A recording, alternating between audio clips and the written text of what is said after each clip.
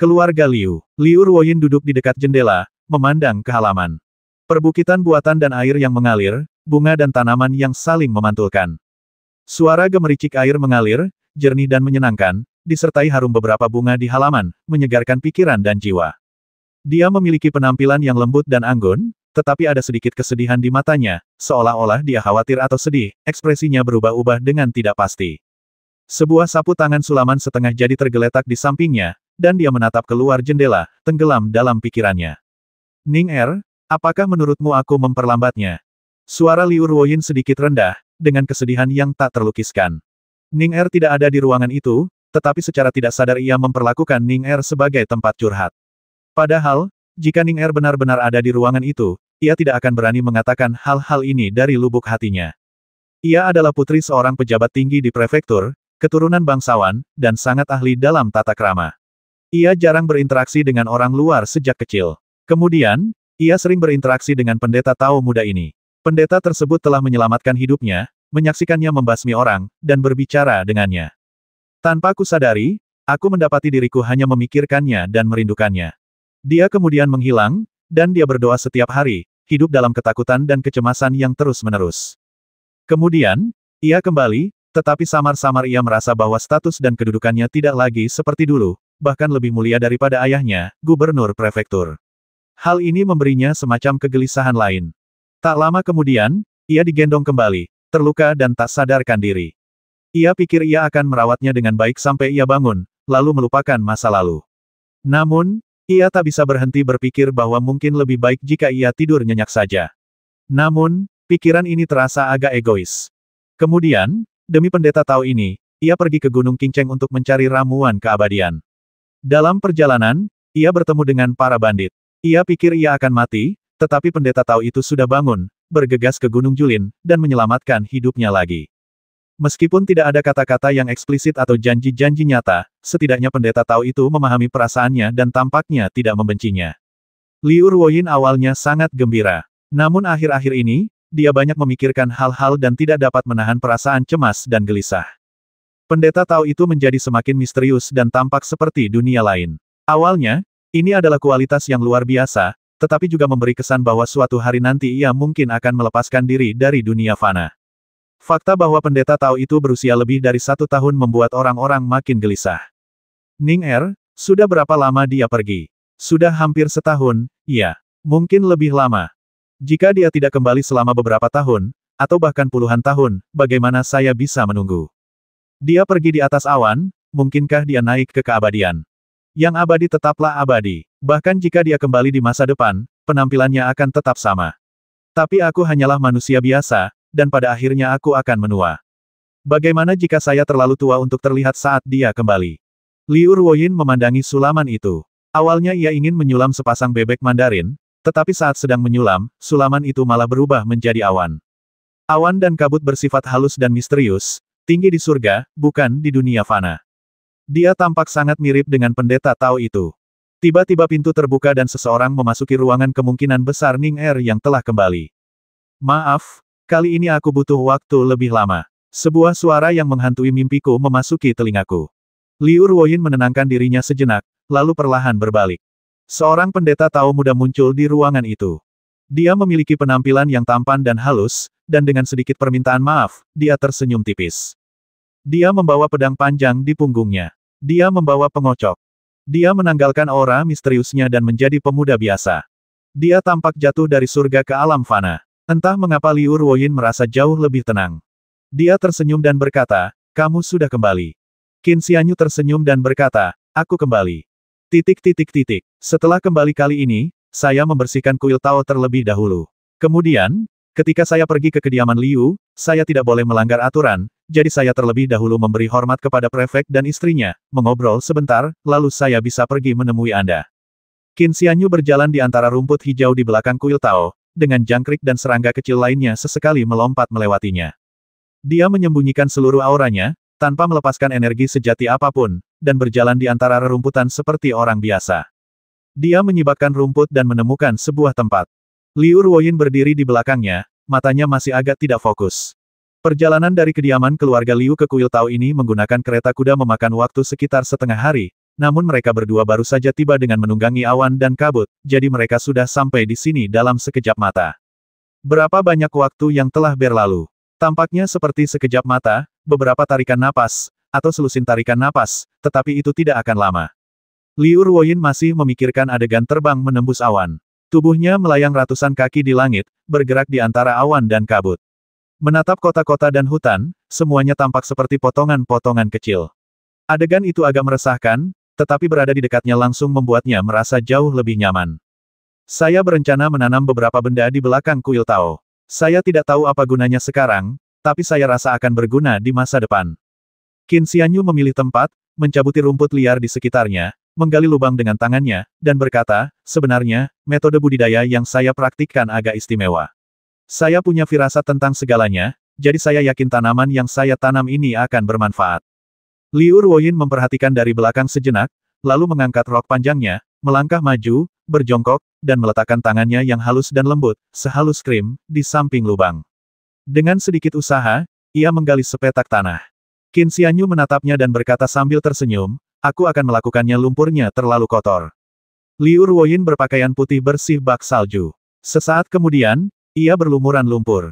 Ia menggelengkan kepala dan membersihkan lumpur itu dengan tangannya. Tangannya yang tadinya putih bersih, yang tak pernah ternoda lumpur, perlahan menguning karena lumpur, dan banyak lumpur yang mengotori kuku-kukunya. Dia mengerutkan kening sedikit, tampak menikmati lumpur. Tidak ada wanita yang menginginkan kotoran, apalagi seorang wanita muda yang belum pernah ternoda oleh lumpur. Menghadap lubang berlumpur itu, ia sedikit mengernyit, tetapi tidak pergi. Ia dengan hati-hati menggali segenggam tanah dan menumpuknya di samping. Aku tidak datang ke sini agar kamu menderita. Qin Xianyu tersenyum dan berkata, berikan tanganmu padaku. Ia menggenggam tangan rampingnya yang berlumuran lumpur, lalu dengan lembut mengusapnya hingga bersih, meninggalkannya tanpa noda, bahkan celah-celah di bawah kukunya pun tanpa noda. Lalu, dengan lambaian lain, ia mengembalikan gaun panjangnya ke keadaan putih bersihnya. Liu Ruoyin berkata dengan suara rendah, aku hanya ingin membantumu. Aku tahu, kata Qin Xianyu sambil tersenyum. Kau bisa melihat dari samping. Menggali lubang tidak sulit, tapi aku selalu merasa kalau mau menanam sesuatu, lebih baik melakukannya sendiri. Itu membuatnya tampak lebih hikmat.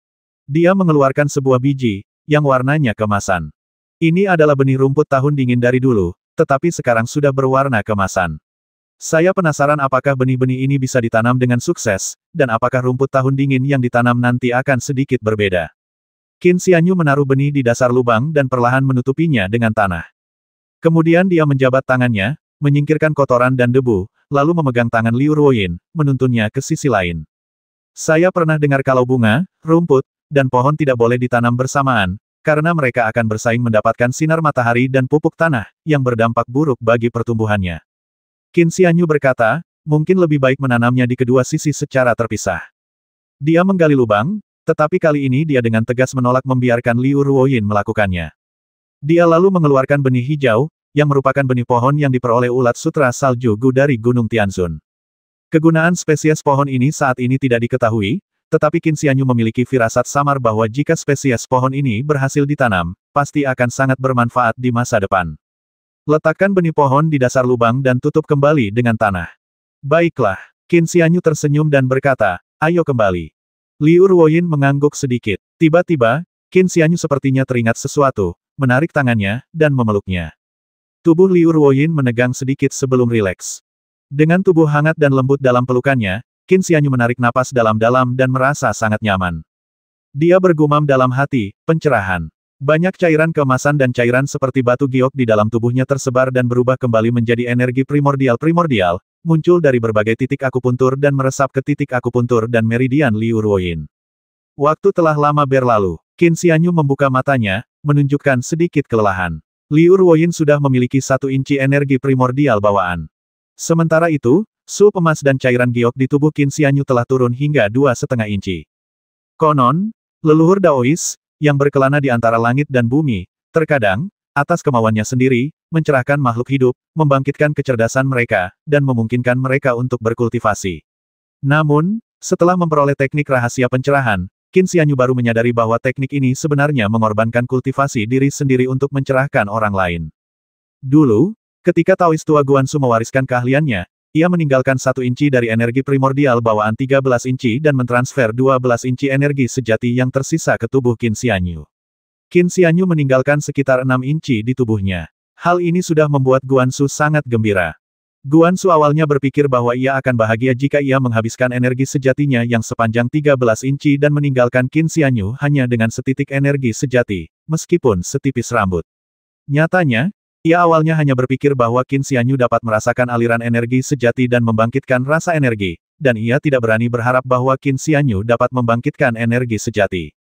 Namun, kondisi fisik Qin Xianyu berbeda. Mungkin karena pengobatan abadi dan mandi obat dari Guanyun, atau mungkin karena efek luar biasa dari meminum air roh eliksir giok, ia mampu mempertahankan setengah dari 12 inci ki sejatinya di dalam tubuhnya.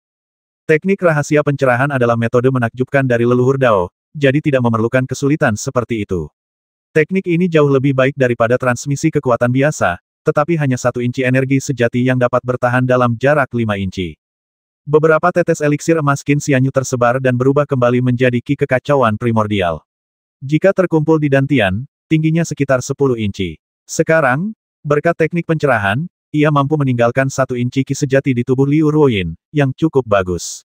Karena Liu Ruoyin terjerat oleh roh rubah, yang merusak asal-usul jiwanya, sebagian besar energi primordial bawaan Qin Xianyu benar-benar digunakan untuk mengisi kembali energi asal yang rusak. Liu Ruoyin membuka matanya, tatapannya penuh ketidakpercayaan. Ia terdiam cukup lama. Qin Xianyu tersenyum dan melepaskan pelukannya. Saya seorang praktisi Tao. Saya mungkin akan pergi semakin jauh, tetapi saya akan selalu berhenti di sini. Sekarang setelah aku menuntunmu ke jalur kultivasi, akan lebih baik jika kau bisa menyusulku. Qin Xianyu tampak agak lelah, tetapi senyum tipis muncul di wajahnya. Di dalam kuil Tao, sebenarnya, jika aku mencairkan sebagian ramuan emas dan mengubahnya kembali menjadi ki kekacauan primordial, aku bahkan bisa mendorongmu ke puncak alam pemurnian ki, sehingga kau bisa melepaskan ki sejatimu. Qin Xianyu mengemas beberapa barang dan mulai merebus air untuk membuat teh. Sambil bekerja, ia berkata, ketika Master Guansu mewariskan keahliannya, orang biasa mungkin hanya bisa merasakan ki, dan paling banyak meninggalkan setitik ki sejati setipis rambut. Namun karena fisik saya yang istimewa, saya meninggalkan 6 inci ki sejati. Sekarang, saya tidak tahu apakah itu hal yang baik atau buruk. Tahap awal sensasi ki dan menghasilkan ki sejati adalah yang paling sulit dan membosankan. Proses menghasilkan ki sejati bisa memakan waktu beberapa tahun, beberapa dekade, atau bahkan ratusan tahun. Selama periode ini, jika seseorang hanya merasakan sensasi ki yang samar, ia akan merasa bingung dan gelisah. Kebanyakan orang tidak dapat bertahan dan akan berhenti pada langkah ini, menyerah dalam kultivasi, atau bahkan merasa bahwa kultivasi pada dasarnya salah. Meskipun melewatkan 2 langkah ini menghemat banyak kerja keras, hal itu juga berarti lebih sedikit penempaan karakter, yang mungkin menyebabkan beberapa kekurangan di masa mendatang. Untungnya, kekurangannya tidak signifikan.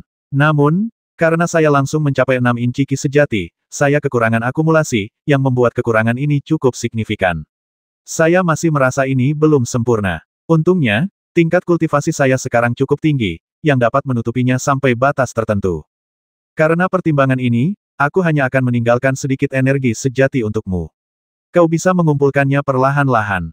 Selain itu, aku punya beberapa herba spiritual di sini, juga beberapa kendi cairan spiritual dari tempat Master Fu, yang semuanya dapat meningkatkan energi sejatimu, sehingga kultivasimu tidak akan terlalu lambat.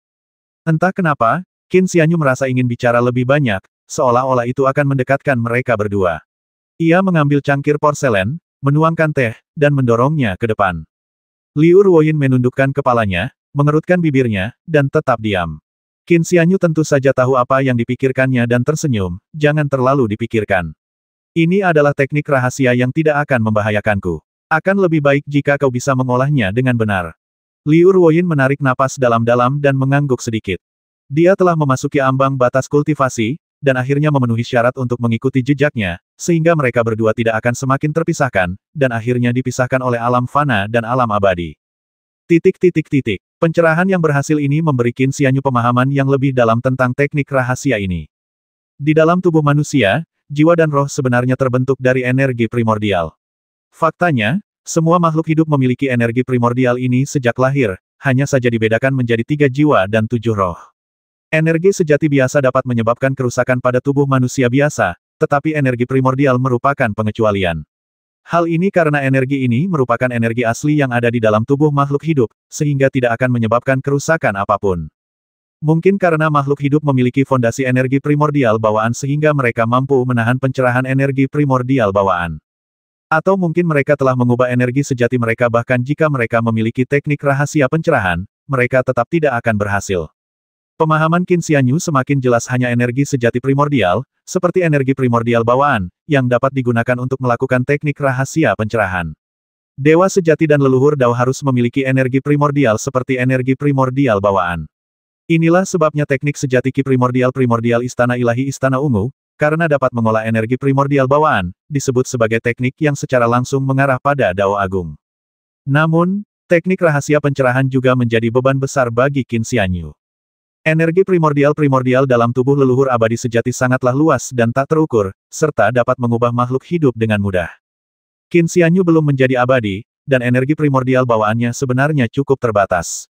Meskipun ia telah mengolah 2 atau 3 inci eliksir giok emas, yang dapat berdiferensiasi menjadi energi primordial bawaan yang sangat besar, setiap kali ia perlu menggunakannya untuk inisiasi, ia harus menyebarkan eliksir giok emas kembali menjadi energi primordial bawaan, sehingga menghabiskan energi primordial bawaan ini untuk inisiasi. Jika Qin Xianyu memiliki sup emas dan cairan giok tingkat tinggi di tubuhnya, ia bisa mengabaikan konsumsi teknik pencerahan. Namun, karena jumlah sup emas dan cairan giok di tubuhnya kurang dari 3 inci, konsumsinya cukup besar. Namun, ia tidak terlalu menyesal. Meskipun kehilangan sebagian eliksir emas, ia dapat memulihkannya dalam 1 atau 2 tahun melalui penyatuan naga dan harimaunya. Bagi Liu Ruoyin dan yang lainnya, hal itu menyelamatkan mereka dari meditasi yang membosankan selama bertahun-tahun, bahkan puluhan tahun. Mereka yang mengolah Tao dan naik ke surga, yang terbaik adalah naik ke surga dengan seluruh harta benda keluarganya. Ada juga pepatah yang mengatakan bahwa ketika seseorang mencapai Tao, bahkan ayam dan guk-guknya pun naik ke surga. Meskipun aku belum menjadi abadi, aku masih bisa membimbingmu ke alam kultivasi. Tetapi berhasil atau tidaknya seseorang bergantung sepenuhnya pada dirinya sendiri. Selama 2 hari, Qin Xianyu memberi pencerahan kepada Tuan Liu Jun dan Nyonya Liu. Namun Guru Fu menolak. Pelayan tua ini tahu bahwa Tuan Muda bukan orang biasa sekarang, dan tahu bahwa ini adalah keberuntungan besar. Namun, pelayan tua ini sudah tua dan tidak akan hidup lama lagi. Saya perkirakan harapannya sudah menipis, jadi Tuan Muda tidak perlu khawatir. Master Fu menatapnya dan berkata, ketika saya masih muda, saya menyaksikan kekacauan perang. Pada masa itu, kami menderita kelaparan dan kedinginan. Sekarang, saya sangat puas dengan makanan dan pakaian yang cukup. Apa yang harus saya keluhkan? Bahkan, di era yang damai dan makmur ini, semua orang makan dan berpakaian dengan baik. Jika keadaan bisa terus seperti ini selamanya tanpa perubahan, itu akan menjadi yang terbaik. Sudah cukup untuk makan dan berpakaian. Jika kau ingin melangkah lebih jauh dan meminta hal-hal seperti menumbuhkan keabadian dan menyempurnakan Dao, kau terlalu banyak berpikir. Pelayan tua ini orang yang rendah hati dan tidak punya pikiran yang rumit. Kata orang, kalau sudah kenyang dan berpakaian rapi, kita jadi ingin makan lagi.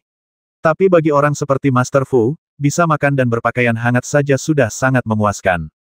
Konon, makanan adalah hal terpenting bagi manusia. Bagi orang biasa, mungkin keinginan terbesar adalah memiliki cukup makanan dan pakaian.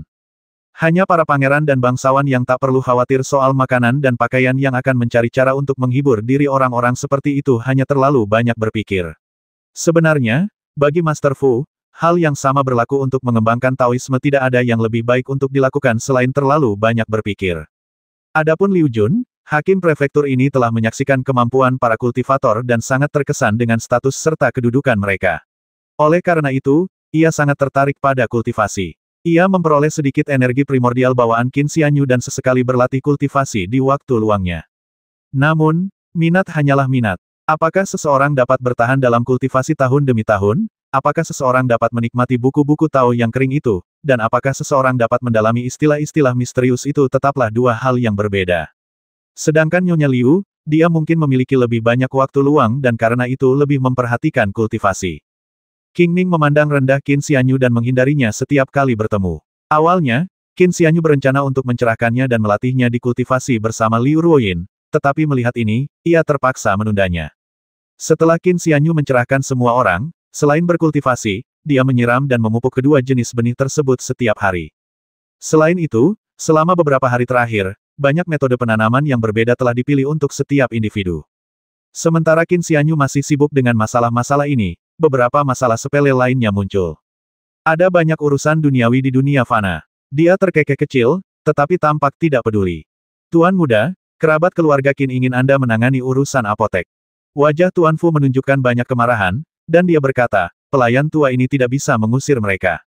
Qin Xianyu menggelengkan kepalanya sedikit dan tersenyum, apotek keluarga Qin awalnya peninggalan kakek saya dan diwariskan kepada ayah saya. Seharusnya sekarang sudah menjadi milik saya. Akta tanah apotek itu atas nama Qin Xianyu. Apa hubungannya dengan mereka? Saya sudah melupakan masa lalu, tapi mereka masih saja datang mengetuk pintu saya. Tidak hanya itu, Tuan Fu berkata dengan marah, mereka juga membicarakan tentang tanah leluhur keluarga Qin. Mendengar ini, Qin Xianyu teringat kejadian masa lalu dan tetap diam. Ada lagi, Qin Xianyu tiba-tiba tertawa dan berkata, itu belum semuanya, kan? Kakek Fu berkata, mereka juga mengatakan bahwa balai leluhur keluarga Qin perlu diperbaiki. Tuan muda telah jauh dari rumah selama bertahun-tahun dan belum memberikan penghormatan terakhir kepada leluhurnya, jadi mereka harus mengeluarkan lebih banyak uang. Qin Xianyu bertanya, berapa harganya? Tuan Fu menggertakkan giginya dan berkata, 1000 tael. 1000 tael, tanya Qin Xianyu sambil tersenyum, jangankan memperbaiki balai leluhur, bahkan jika kita merobohkan dan membangunnya kembali, sisa uangnya sudah cukup untuk membangun kembali seluruh rumah mereka, bukan? Tuan Fu menggertakkan giginya karena marah, wajahnya memerah. Qin Xianyu melambaikan tangannya sedikit untuk menenangkannya, lalu berkata sambil tersenyum, dulu, ayahku menganggap kami semua saudara, jadi beliau tidak membedakan antara orang dalam dan orang luar. Mereka menganggapnya biasa saja dan semakin menuntut. Sekarang mereka ingin mendapatkan keuntungan dariku, dan mereka pikir itu hak mereka. Lagi pula, aku hanyalah seorang junior. Aku khawatir para tetua sangat tidak puas sekarang dan ingin aku keluar dan mengundang mereka masuk, menyajikan teh, dan meminta maaf kepada mereka.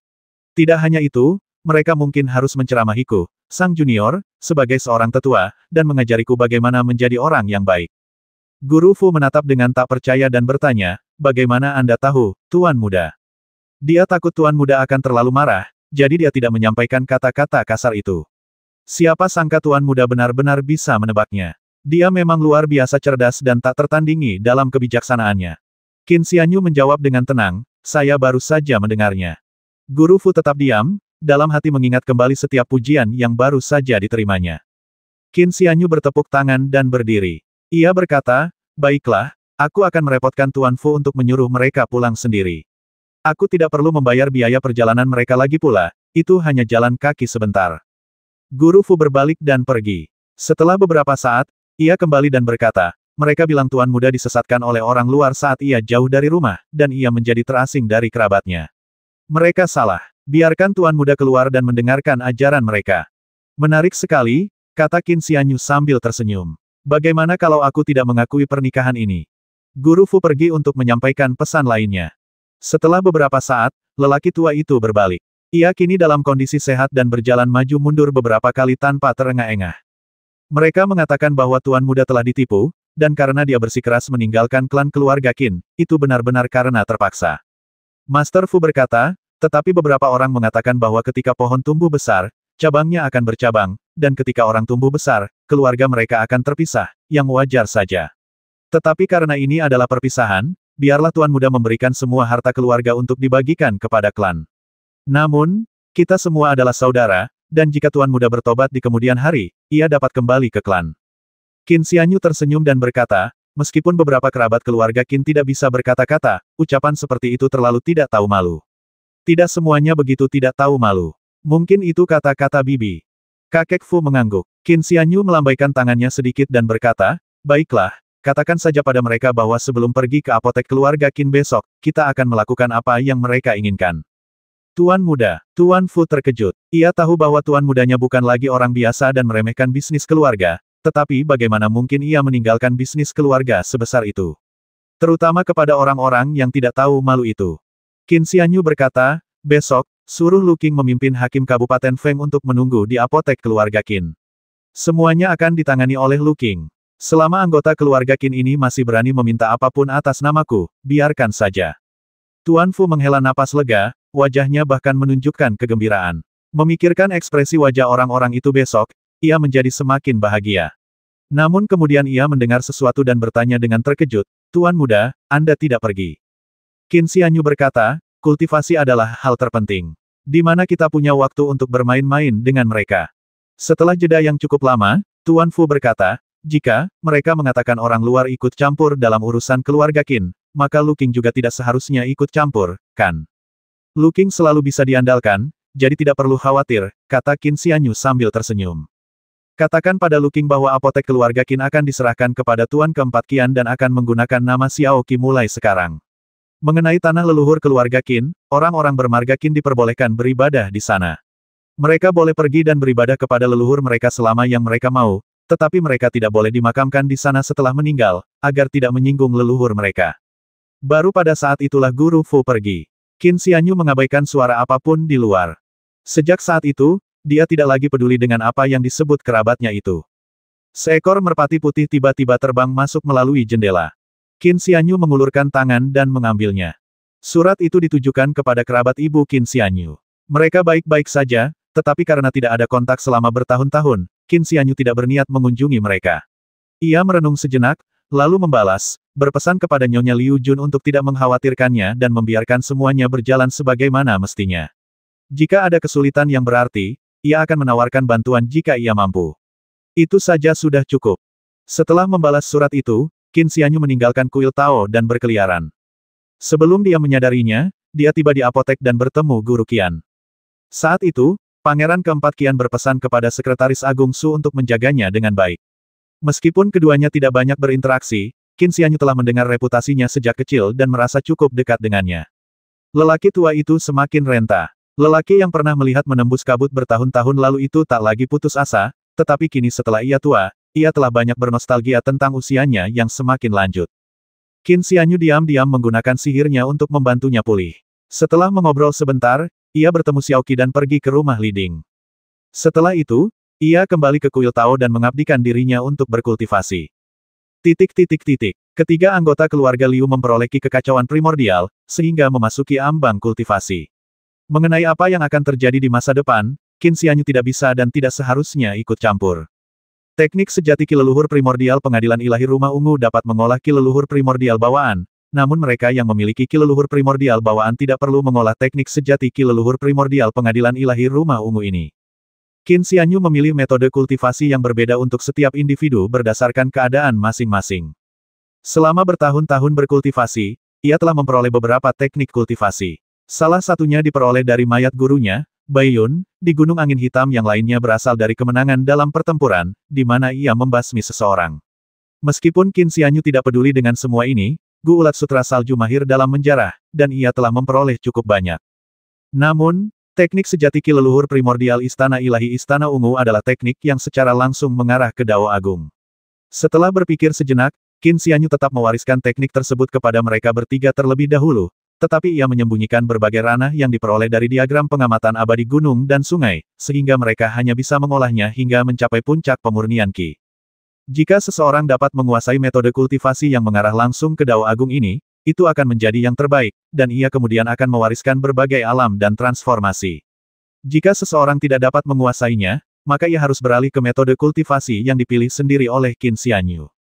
Selain itu, meskipun Guru Fu tidak menerima teknik pencerahan, Qin Xianyu masih menunjukkan kepadanya beberapa teknik. Kakek Fu membaca sekitar 2 atau 300 kata, lalu mulai mendengkur dan tertidur lelap. Lagi pula, teks-teks Tao bukanlah cerita teks-teks tersebut kurang menarik dan cukup kering, dan terminologi esoteris di dalamnya juga agak sulit dipahami.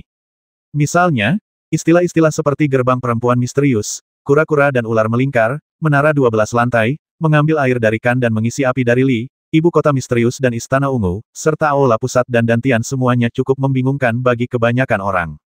Sekalipun seseorang memahami arti umum istilah-istilah ini, rumus-rumus terpadu dalam teks-teks Tao tampak sangat misterius, mendalam, dan samar. Bahkan Nona Liu mampu meneruskan latihan teknik kultivasinya hanya setelah Qin Xianyu menjelaskannya langkah demi langkah. Ketika Qin Xianyu memperoleh teknik sejati ki leluhur primordial Istana Ilahi Istana Ungu, ia dapat segera mulai mengolahnya karena ia sering membaca teks-teks Tao di bawah bimbingan Guru Guanyun. Alasan Guru Guansu mewariskan teknik tersebut kepadanya adalah karena ia sudah memiliki fondasi yang kuat. Waktu berlalu cepat. Pada suatu hari di siang hari, bintang jatuh melesat di utara, menghilang dalam sekejap dan hampir tak terlihat di siang hari. Qin Xianyu berdiri di depan kuil Tao, Menatap ke utara, samar-samar merasakan sesuatu yang salah. Bersambung. Waktu berlalu dengan cepat, 3 tahun telah berlalu. Kuil Tao itu masih ada, tetapi setelah terkena angin dan hujan, kuil itu tampak semakin rusak. Di belakang kuil Tao tumbuh herba kecil berwarna emas, mirip rumput tahun dingin, tetapi berwarna emas. Herba ini mirip dengan rumput tahun dingin 100 tahun, meskipun khasiatnya sedikit lebih rendah, tetapi tetap merupakan herba obat yang sangat baik, jauh lebih unggul daripada rumput tahun dingin perak. Qin Xianyu telah memetik sehelai daun untuk memeriksa khasiatnya, membiarkan sisanya tumbuh. Ia bertanya-tanya, jika rumput tahun dingin ini dibiarkan terus tumbuh, apakah daunnya akan mengalami perubahan kualitatif dalam 10 atau 100 tahun?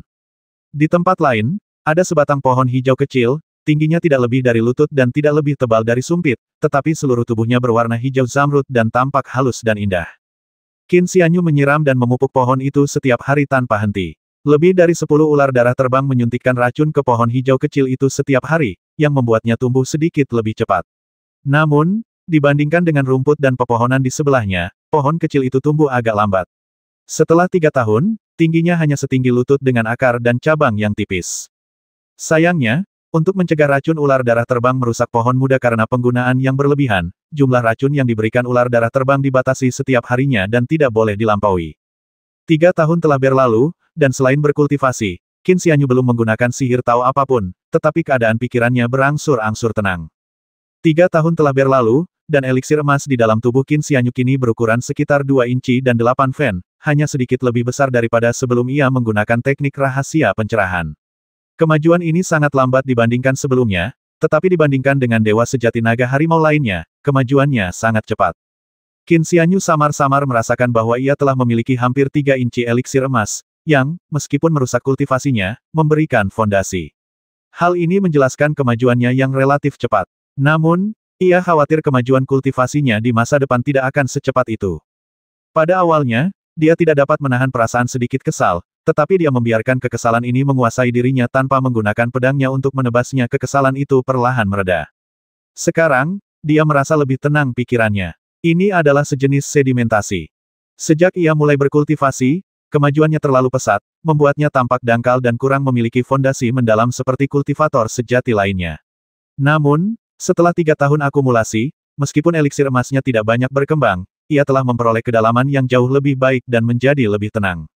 Selain itu, Pendeta Tao Zhang, yang ditempatkan di sini dekat Observatorium Kekaisaran, pergi 3 tahun lalu, mengatakan bahwa kehadiran penguasa sejati berbulu akan menjamin stabilitas daerah tersebut. Namun, nama Raja Sejati Yu Hua cukup bergema. Setidaknya sejak Qin Xianyu kembali ke prefektur Fengxing, tidak ada kultivator yang melanggar aturan. Bintang jatuh tadi adalah seberkas cahaya dari bintang yang jatuh dari langit, cahaya bintang jatuh. Qin Xianyu menangkap seekor ular darah terbang, lalu mengambil satu lagi dan menempelkan mulutnya ke pohon hijau kecil. Setelah beberapa tarikan napas, ular darah terbang menjadi jauh lebih lemah, sementara pohon hijau kecil itu tampak tidak banyak berubah. Namun, Qin Xianyu dapat merasakan bahwa aura pohon itu sedikit menguat, peningkatan yang sangat kecil. Hanya karena persepsinya yang sangat tajam, ia dapat mendeteksi perubahan tersebut. Jika tidak, bahkan seorang kultivator naga harimau tingkat puncak pun mungkin tidak dapat merasakannya. Setelah mengumpulkan ular darah terbang terakhir, raut wajahnya sedikit muram. Ia menatap utara cukup lama sebelum kembali ke kuil Tao. Selama 3 tahun, berkat berbagai ramuan dan eliksir giok, ki sejati Liu Ruoyin telah meningkat hingga lebih dari 3 inci, hampir 4 inci. Nyonya Liu, yang bakatnya tidak kalah dan bahkan lebih baik dari Liu Ruoyin, telah mencapai 4 inci ki sejati. Sayangnya, usia dan fisiknya telah matang, memperlambat kemajuannya. Namun, dengan umpan balik dari kultivasi ki sejatinya, ia secara bertahap beradaptasi dengan tubuh yang cocok untuknya. Liu Jun, di sisi lain, tampak terganggu oleh urusan politik meskipun memiliki eliksir giok, ki sejatinya masih kurang dari 2 inci. Qin Xianyu kemudian mengetahui bahwa ketertarikan Liu Jun hanyalah sekadar kesukaan sesaat. Mengenai isi teks-teks Tao dan metode kultivasi yang agak kering dan tidak menarik, hanya Liu Ruoyin dan Nyonya Liu yang memiliki waktu luang untuk merenungkannya secara berkala. Qin Xianyu terkadang menjelaskan metode-metode tersebut kepada mereka dan menjawab pertanyaan-pertanyaan mereka. Terkadang, ketika ia sendirian dengan Liu Ruoyin, ia akan menjelaskan metode-metode kultivasi kepada Nyonya Liu melalui Liu Ruoyin. Qing Ning tidak menerima bimbingan Qin Xianyu, tetapi ia cukup tertarik pada kultivasi. Ia sering mendengarkan dengan saksama berbagai aspek pengetahuan kultivasi, terkadang mencatat, dan selalu asyik mendengarkan. Adapun Liu Jun, mungkin karena dorongan istrinya, ia memang bekerja sedikit lebih keras dari sebelumnya, tetapi hanya sampai batas tertentu. Konon, istrinya menjelaskan berbagai arti rumus Tao dan banyak istilah kepadanya setiap hari. Sayangnya, teknik sejati ki leluhur primordial Istana Ilahi Istana Ungu tidak cocok untuk mereka, sehingga sulit untuk dikultivasikan. Mereka terpaksa beralih ke teknik lain yang dipilih oleh Qin Xianyu. Faktanya, semua teknik ini merupakan metode superior yang mampu membawa mereka ke alam naga harimau, dan levelnya sudah cukup tinggi. Dipelihara oleh Jade Elixir, Master Fu tidak hanya tidak menunjukkan tanda-tanda penuaan selama bertahun-tahun, tetapi malah menjadi lebih muda.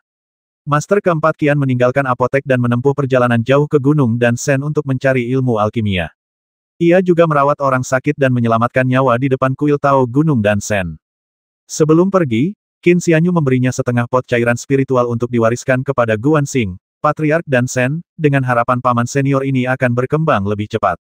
Namun, ia juga tahu bahwa paman senior ini tidak akan lama lagi mencapai puncak pemurnian Qi. Sedangkan untuk tahap kondensasi Qi, tidak ada harapan. Ia sudah tua dan lemah, pikirannya tidak jernih. Ia bisa saja terluka oleh Qi jika tidak berhati-hati. Apotek keluarga Qin kini dikelola oleh Xiao Qi. Gadis kecil itu telah tumbuh menjadi wanita muda yang anggun dengan keterampilan medis yang mumpuni. Berkat Qin Xianyu yang mengajarinya ilmu kedokteran, apotek tersebut menjadi semakin bergengsi. Namun, Qin Xianyu saat ini sedang disibukkan dengan beberapa masalah, dan emosi yang muncul dari masalah ini adalah sesuatu yang tidak dapat dipadamkan oleh pedang Dao maupun alam murni. Karena ini adalah pengaturan pernikahan. Liu Ruoyin sudah berusia lebih dari 20 tahun, dan pada usia itu ia bisa dianggap perawan tua. Qin Xianyu tidak berdaya. Di mana naga dan harimau bertemu, ramuan keabadian lahir. Jika seseorang melakukan aktivitas ual dan melepaskan saripati vitalnya, sejumlah besar cairan tubuh pasti akan hilang juga. Ini adalah sesuatu yang sangat diwaspadai oleh semua master sejati yang telah menemui pertemuan naga dan harimau. Sebelum naga dan harimau menyatu, lebih baik berkultivasi selagi masih perawan, tetapi itu tidak penting dan dampaknya kecil. Namun, setelah naga dan harimau menyatu, serta sup emas dan cairan giok lahir, hal itu harus ditanggapi dengan serius. Kecuali seseorang mengolah ramuan emas Dao Agung, maka ia akan menjadi abadi tanpa kebocoran, dengan hakikat, energi, dan roh bersatu, dan sup emas serta cairan giok terkondensasi menjadi ramuan yang tidak bocor keluar maupun hilang. Tapi kita tidak bisa menunda lebih lama lagi, mungkin sebaiknya kita menikah dulu. Qin Xianyu mengusap kepalanya, merasakan sakit kepala yang luar biasa saat memikirkan desakan Nyonya Liu yang terus-menerus. Mungkin dia bisa menikahi Liu Ruoyin dulu, tapi apa yang akan terjadi selanjutnya? Namun kekhawatiran Qin Xianyu hanya bertahan setengah hari. Pada hari ini, seekor merpati pos terbang membawa pesan. Merpati pos itu putih bersih, bulunya seputih salju. Tingkah lakunya angkuh dan sombong, bahkan lebih agung daripada elang. Ia mendarat di dekat jendela, dengan cincin kecil melingkari kakinya, di dalamnya terdapat gulungan kertas kecil. Qin Xianyu mengulurkan tangan dan mengambil selembar kertas dari bawah kaki merpati. Potongan kertas ini digulung menjadi potongan kecil, dan saat dibuka, ia menjadi potongan kertas panjang yang sangat ringan sehingga Anda tidak dapat merasakan beratnya. Qin Xianyu tiba-tiba terkejut tangannya, yang cukup kuat untuk menghancurkan gunung dan membelah bumi, nyaris tak mampu memegang catatan itu. Potongan kertas itu seringan bulu, tetapi kata-kata pada potongan kertas putih yang panjang itu beratnya seperti gunung. Catatan itu hanya berisi 5 kata. Yuan Shoufeng telah meninggal dunia. Pada akhir tahun ke-17 pemerintahan Tian Qi dari dinasti Suci Agung. Guru Kekaisaran dari dinasti saat ini, kepala astrolog dari Observatorium Kekaisaran, Ten Yuan Shoufeng, telah meninggal dunia. Dia meninggal dengan tenang dalam tidurnya, tanpa penyakit atau rasa sakit. Ekspresi Qin Xianyu berubah. Mustahil.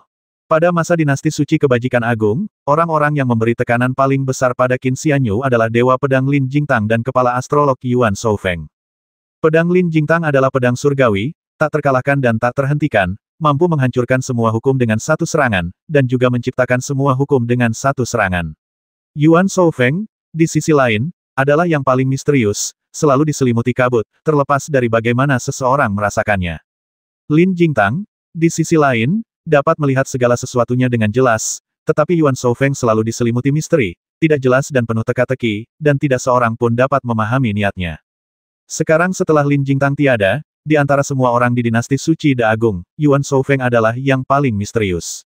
Mungkin siapapun bisa mati, tetapi Qin Xianyu percaya bahwa Yuan Shoufeng adalah yang paling kecil kemungkinannya untuk mati.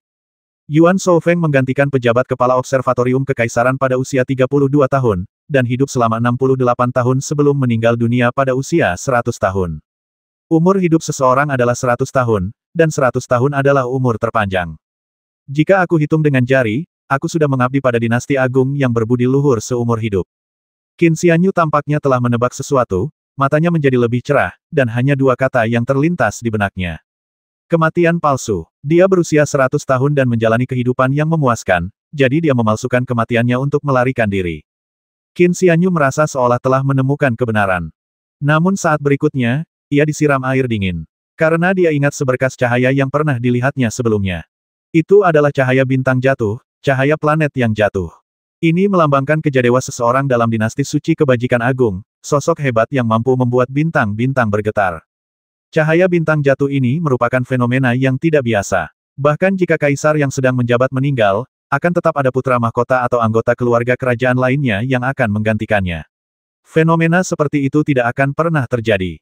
Satu-satunya yang mampu menyebabkan fenomena luar biasa seperti itu adalah guru kekaisaran saat ini. Sebagai pengajar kekaisaran, Yuan Shoufeng terkait erat dengan nasib bangsa. Sebagai kepala observatorium kekaisaran, ia mengendalikan tatanan kultivasi, dan tingkat kultivasinya terkait erat dengan nasib bangsa. Hanya dengan kematian Yuan Shoufeng, ketika nasib bangsa goyah dan pilarnya runtuh, anomali seperti itu baru akan terjadi. Sepanjang sejarah, meninggalnya penasihat kekaisaran disertai dengan fenomena tidak biasa dalam berbagai tingkatan. Bahkan Yuan Shoufeng akan mati. Qin Xianyu menghela nafas dengan menyesal. Keesokan harinya, pagi, Qin Xianyu menerima selembar kertas lainnya. Ini berisi catatan tentang Yuan Shoufeng. Di masa lalu, seorang ahli sihir Gu turun ke dunia fana, mencapai tingkat yang sama dengan seorang Taois abadi. Yuan Shoufeng mengerahkan seluruh kekayaan dinasti suci kebajikan agung, melipat gandakannya untuk dirinya sendiri, dan mengusir ahli sihir Gu tersebut. Namun, menggunakan kekayaan ini juga merugikan dirinya sendiri, menyebabkan kultivasi dan praktik Taoisnya terjalin erat dengan kekayaan negara, sebuah ikatan yang tak terpisahkan. 3 tahun yang lalu, Yuan Shoufeng meninggalkan dinasti kebajikan agung. Saat menjelajahi wilayah negara-negara lain di Yuzhou, ia terluka oleh pedang dan terpaksa mundur dalam kekalahan. Lukanya sangat parah, merusak jati dirinya, dan sulit disembuhkan. 3 tahun yang lalu, biksu Ibel Kuda membakar 3 kota, menewaskan dan melukai puluhan ribu orang, dan mengguncang takdir bangsa. Yuan Shoufeng sudah terluka parah dan terjerat dengan takdir, dan pergolakan ini semakin melukainya. Sudah terlambat untuk menyelamatkannya. Yuan Shoufeng telah terbaring di ranjang kematiannya selama 3 tahun. Ia bertahan selama 1000 hari dan meninggal dunia pada usia 100 tahun. Cedera yang disebabkan oleh penggunaan kilak. Dia menderita luka pedang di luar, dan kilak nasional yang diganggu oleh kuda memperparah lukanya. Ketiga hal inilah yang menjadi akar penyebab kematian Yuan Shoufeng. Qin Xianyu tetap diam. Ketiga hal ini memang penting, masing-masing sangat mengancam jiwa. Dengan ketiganya yang membebani dirinya, tak seorang pun di bawah level makhluk abadi akan selamat, dan Yuan Shoufeng pun tak terkecuali. Namun karena suatu alasan, Qin Xianyu masih tidak begitu mempercayainya. Mungkin karena Yuan Shoufeng tampak terlalu misterius baginya, sehingga mustahil baginya untuk melihat atau memahaminya. Barangkali karena ia meninggal pada usia 100 tahun, yang mana merupakan umur rata-rata manusia, sehingga hal itu menjadi suatu kebetulan yang besar. Namun fakta adalah fakta. Dengan kepergian Yuan Shoufeng, observatorium kekaisaran kini tidak memiliki pemimpin. Dia menatap ke arah utara, tempat langit dan bumi bergetar dan bintang-bintang bergoyang. Karena jatuhnya bintang itu, langit kehilangan penopangnya dan terasa tidak stabil. Itu adalah cahaya bintang yang jatuh. Itu adalah bukti tak terbantahkan atas kematian Yuan Shoufeng. Qin Xianyu duduk bersila di atas futon, terdiam cukup lama. Pikiranku tidak tenang. Aliran energinya tidak lancar.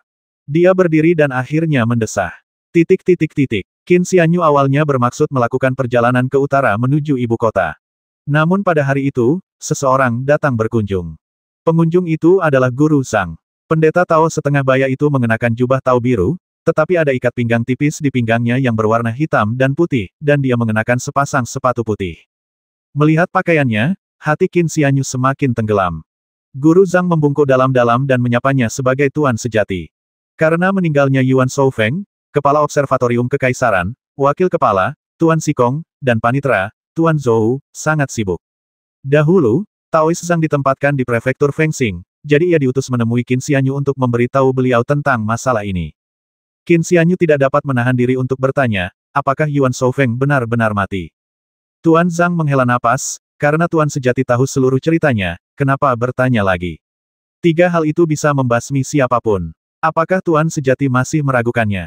Qin Xianyu terdiam sejenak, lalu berkata, jika aku di posisi Yuan Shoufeng, aku tidak akan selamat jika ketiga hal ini terjadi bersamaan. Tapi dia bukan aku, bukan kamu, bukan siapa-siapa, dia adalah Yuan Shoufeng. Qin Xianyu menatapnya dengan tenang dan berkata perlahan, aku masih tidak percaya. Tuan Zhang ragu sejenak sebelum berkata, sejujurnya, Tuan sejati, Tuan Shouzeng meninggal dengan tenang dalam tidurnya. Pupil mata Qin Xianyu sedikit mengecil mati karena usia tua. Dewa Naga Harimau berusia 260 tahun, sementara Yuan Shoufeng baru berusia 100 tahun. Bagaimana mungkin mereka bisa meninggal dengan tenang di usia tua mereka? Guru Zhang berkata, Kepala Observatorium Kekaisaran di setiap dinasti telah menjadi penasihat nasional kaisar yang berkuasa, sehingga nasib mereka terkait erat dengan takdir dunia. Orang biasa di dunia sekuler dapat hidup hingga 100 tahun, sehingga 100 tahun dianggap sebagai rentang hidup manusia. Karena batasan ini, para penasihat nasional di semua dinasti hanya dapat hidup hingga usia paling lama 100 tahun, dan tak seorang pun pernah mampu lolos dari batasan ini. Tuan Yuan pun tak terkecuali. Sekalipun ia tidak terluka, ia tak akan selamat tahun ini. Qin Xianyu tetap diam untuk waktu yang lama. Setelah beberapa lama, Qin Xianyu bertanya, di mana jenazah Tuan Yuan? Guru Zhang berkata dengan suara lirih, terseret oleh takdir, pada saat kematian, jasadnya berhamburan menjadi sinar cahaya yang tak terhitung jumlahnya, jatuh di berbagai tempat di dinasti suci kebajikan agung. Dari sanalah meteor hari itu berasal. Saya mengerti, kata Qin Xianyu. Silakan, saya akan pergi ke ibu kota dalam beberapa hari. Tuan Zhang tidak pergi. Ia menangkupkan kedua tangannya, membungkuk, dan berkata, jika Yang Mulia tidak memiliki urusan mendesak, silakan temani saya ke Observatorium Kekaisaran hari ini. Qin Xianyu mengerutkan kening dan bertanya, mengapa? Guru Zhang berkata, sekarang setelah Tuan Yuan wafat, Observatorium Kekaisaran tidak memiliki pemimpin, dan dinasti agung yang berbudi luhur tidak memiliki guru nasional. Banyak kultivator kehilangan kendali, dan ketertiban pun kacau. Jika ini terus berlanjut, sesuatu yang buruk pasti akan terjadi. Saya datang ke sini atas perintah untuk mengundang Anda, Tuan sejati, untuk pergi ke ibu kota guna menggantikan kepala Observatorium Kekaisaran dan menduduki posisi guru nasional. Ekspresi Qin Xianyu sedikit gelap, dan tatapannya menjadi serius. Guru Zhang berlutut, menyentuhkan dahinya ke tanah, dan berkata, Tuan sejati, silakan naik ke posisi kepala astrolog dan menduduki jabatan pengajar nasional. Hening sejenak terjadi di kuil Tao itu. Qin Xianyu bertanya dengan tenang, baik Tuan Sikong maupun Zhou Zubu, dari segi kualifikasi, latar belakang, dan bakat, mereka berdua lebih cocok daripada saya. Jadi mengapa saya, orang luar, yang dipilih? Saya tidak berani menipu Anda, Tuan sejati. Di lain waktu, wakil kepala tentu saja akan menggantikan Anda. Namun, situasinya berbeda sekarang. Akan lebih baik jika ada figur puncak naga harimau yang memimpin. Meskipun Tuan Sikong telah mencapai konvergensi naga harimau, ia masih sedikit lebih rendah daripada puncak naga harimau. Meskipun Anda, Tuan sejati, belum mencapai puncak naga harimau, kemampuan Anda bahkan lebih hebat daripada puncak naga harimau. Master Zhang berlutut di tanah, sedikit mengangkat kepalanya, tetapi tidak berdiri, dan berkata, sekarang kedua negara akan berperang, baik itu para kultivator dari dinasti suci kebajikan agung maupun kekaisaran Chu Agung, harus ada seseorang yang menahan mereka. Jika tidak, para kultivator pasti akan muncul di kedua pasukan untuk membantu dengan kekuatan supernatural dan sihir. Pada saat itu, perang bukan lagi perang antara dua negara, melainkan perebutan kekuasaan antar kultivator. Jika Observatorium Kekaisaran kita memiliki seorang ketua Mahkamah Agung, dan dinasti suci kebajikan agung memiliki seorang guru nasional, maka kita dapat menghalangi para kultivator dinasti kita, dan juga menghalangi para kultivator kerajaan Chu. Dua negara sedang berperang. Ekspresi Qin Xianyu berubah sedikit muram. Sudah puluhan tahun tidak ada perang, mengapa perang baru pecah sekarang? Tuan Zhang berkata dengan marah, selama beberapa dekade, kedua negara perlahan-lahan meredakan kebencian mereka yang mendalam dan meredakan permusuhan dari perang-perang sebelumnya, dan dunia pun menjadi damai. Namun, putra mahkota Chu sangat arogan dan meracuni putri mahkotanya demi seorang kupu-kupu malam rendahan. Perlu Anda ketahui bahwa putri mahkota Chu adalah putri Anyuan dari dinasti suci kebajikan agung kita.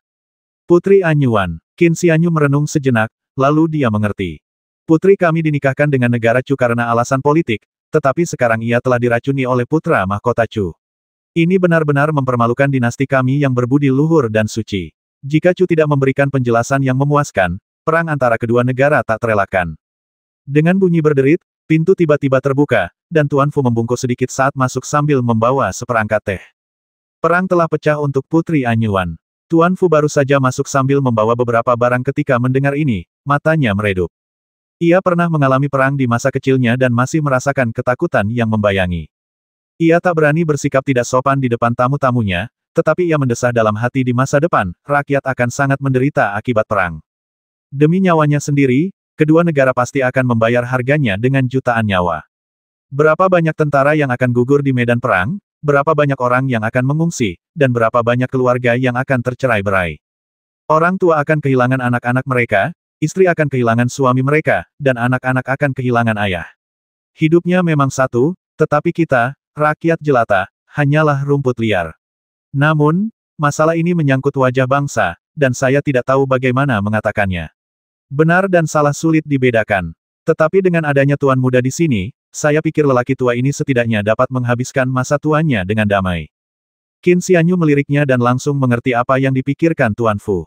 Meskipun ia belum pernah mengalami kekacauan perang, ia pernah melihat keadaan ketiga kota itu sebelumnya. Qin Xianyu sendiri lebih suka diam dan bukan orang yang mudah marah atau gila. Malahan, ia tidak menyukai kehancuran akibat perang. Setelah terdiam sejenak, dia menatap Zhang Daoren lagi dan berkata dengan tenang, Putri Anyuan diracuni atas perintah Kaisar, bukan? Ekspresi Tuan Zhang berubah drastis, wajahnya pucat pasi. Qin Xianyu menyadari ada yang aneh pada raut wajahnya saat dia menyebut Putri Anyuan, dan setelah menyelidikinya sebentar, dia pun menyadari bahwa memang begitulah adanya. Mendengar ini, Tuan Fu terdiam. Sepanjang sejarah, perang seringkali diputuskan oleh mereka yang berkuasa, tetapi pada akhirnya, hal itu merugikan rakyat jelata. Perintah dari mereka yang berkuasa saja bisa berarti perjuangan hidup atau mati bagi para prajurit dan warga sipil di bawah.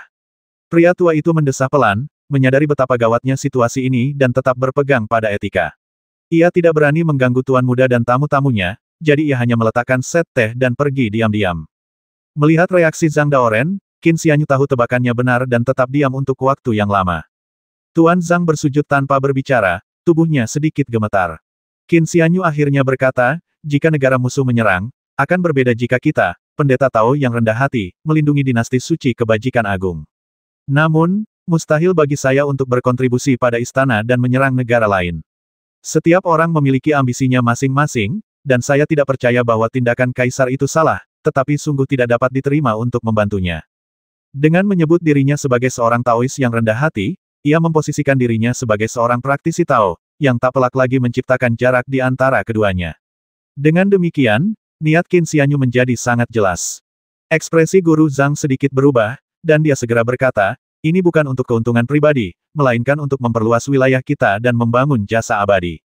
Sekarang dinasti kebajikan agung sudah kuat dan diperlengkapi dengan baik, dan berada dalam masa damai dan sejahtera, tanpa kekhawatiran internal maupun masalah eksternal, mengapa mereka meracuni putri kita sendiri tanpa alasan dan memprovokasi perang? Apalagi yang bisa mereka lakukan selain keegoisan? Qin Xianyu berkata perlahan, Kaisar berbaring tinggi di ranjang naganya, dan para menteri tinggal di ibu kota. Tentu saja, mereka tidak perlu khawatir. Bagaimanapun perang berlangsung, selama tidak ada bencana pemusnahan nasional, mereka tidak akan terpengaruh. Sejak zaman kuno, selalu saja mereka yang berkuasa yang paling sedikit mati, sementara para prajurit dan rakyat jelata menderita. Demi kepentingan pribadinya dan kejayaan perluasan wilayah, berapa banyak nyawa, berapa harga yang harus dibayar, berapa banyak prajurit dan warga sipil yang akan gugur, dan berapa banyak keluarga yang akan hancur. Kalian juga sudah pernah ke tiga kota itu, dan kalian pasti tahu tragedi hari itu. Jika kedua negara sedang berperang, tragedi seperti itu tidak akan berdampak lebih dari sekadar tiga kota itu. Qin Xianyu mencibir, kau membuatku berhasil menjadi kepala observatorium kekaisaran, hanya untuk membuatku menderita luka-luka akibat peperangan yang terus-menerus dan tekanan pada tubuhku. Lagi pula, menjadi kepala observatorium kekaisaran hanya memberiku umur 100 tahun. Terjebak dalam dinasti suci kebajikan agung sama saja dengan memutus jalan masa depanku dan jalan menuju keabadian. Apa gunanya posisi ini bagiku? Tuan sejati, Anda tidak tahu, kata Taois Zhang. Sejak berdirinya 1000 tahun yang lalu, dinasti suci kebajikan agung telah memiliki beberapa harta abadi. Jika Anda, Tuan sejati, berhasil menduduki posisi ini, Anda dapat mengendalikan semua harta ini. Lebih lanjut, Guru kekaisaran saat ini terjerat dengan takdir bangsa dan juga dapat memanfaatkan kekayaan bangsa, membuatnya tidak kalah kuat dari seorang dewa surgawi. Guru Gudao di masa lalu diusir dari dinasti suci kebajikan agung oleh Tuan Yuan menggunakan kekuatan takdir. Tubuh manusia memiliki energi primordial bawaan, yang juga dikenal sebagai 3 jiwa dan 7 roh, dan kekuatan pikiran. Mereka yang berlatih sering menggunakan energi mental halus ini untuk mengalirkan kekuatan mereka, secara bertahap memengaruhi diri mereka sendiri dan memungkinkan tubuh mereka beradaptasi dengan perubahan metode kultivasi, sehingga menghasilkan energi sejati. Ini seperti makhluk liar yang beradaptasi dengan lingkungannya selama bertahun-tahun. Kekuatan mental semacam ini dapat mengubah tubuh tanpa terasa. Tentu saja, ini hanya berlaku untuk diri sendiri sangat tidak signifikan bagi dunia luar.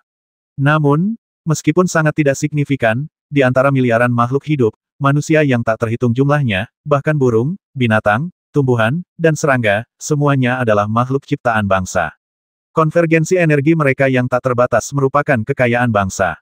Siapa yang memenangi hati rakyat, dialah yang memenangi dunia ini memang benar. Dewa-dewa menyebarkan kepercayaan dan menerima umat beriman, yang juga merupakan cara mengumpulkan persembahan dupa dan doa, dan sebenarnya mirip dengan keberuntungan.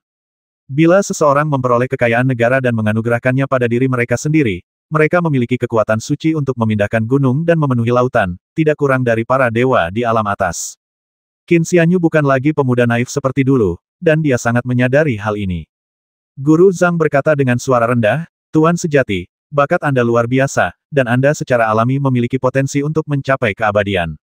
Tapi berapa tahun yang dibutuhkan untuk mencapainya? Meskipun kultivasi Anda luar biasa cepat, tingkat keabadian bukanlah sesuatu yang bisa dianggap enteng.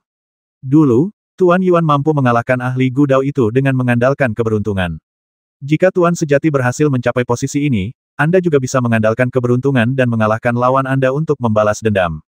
Qin Xianyu terdiam sejenak, merenung dalam diam. Tiba-tiba, ia mencibir, itu berarti ahli Gudao ini harus datang dari alam atas dan kembali ke wilayah dinasti suci kebajikan agung.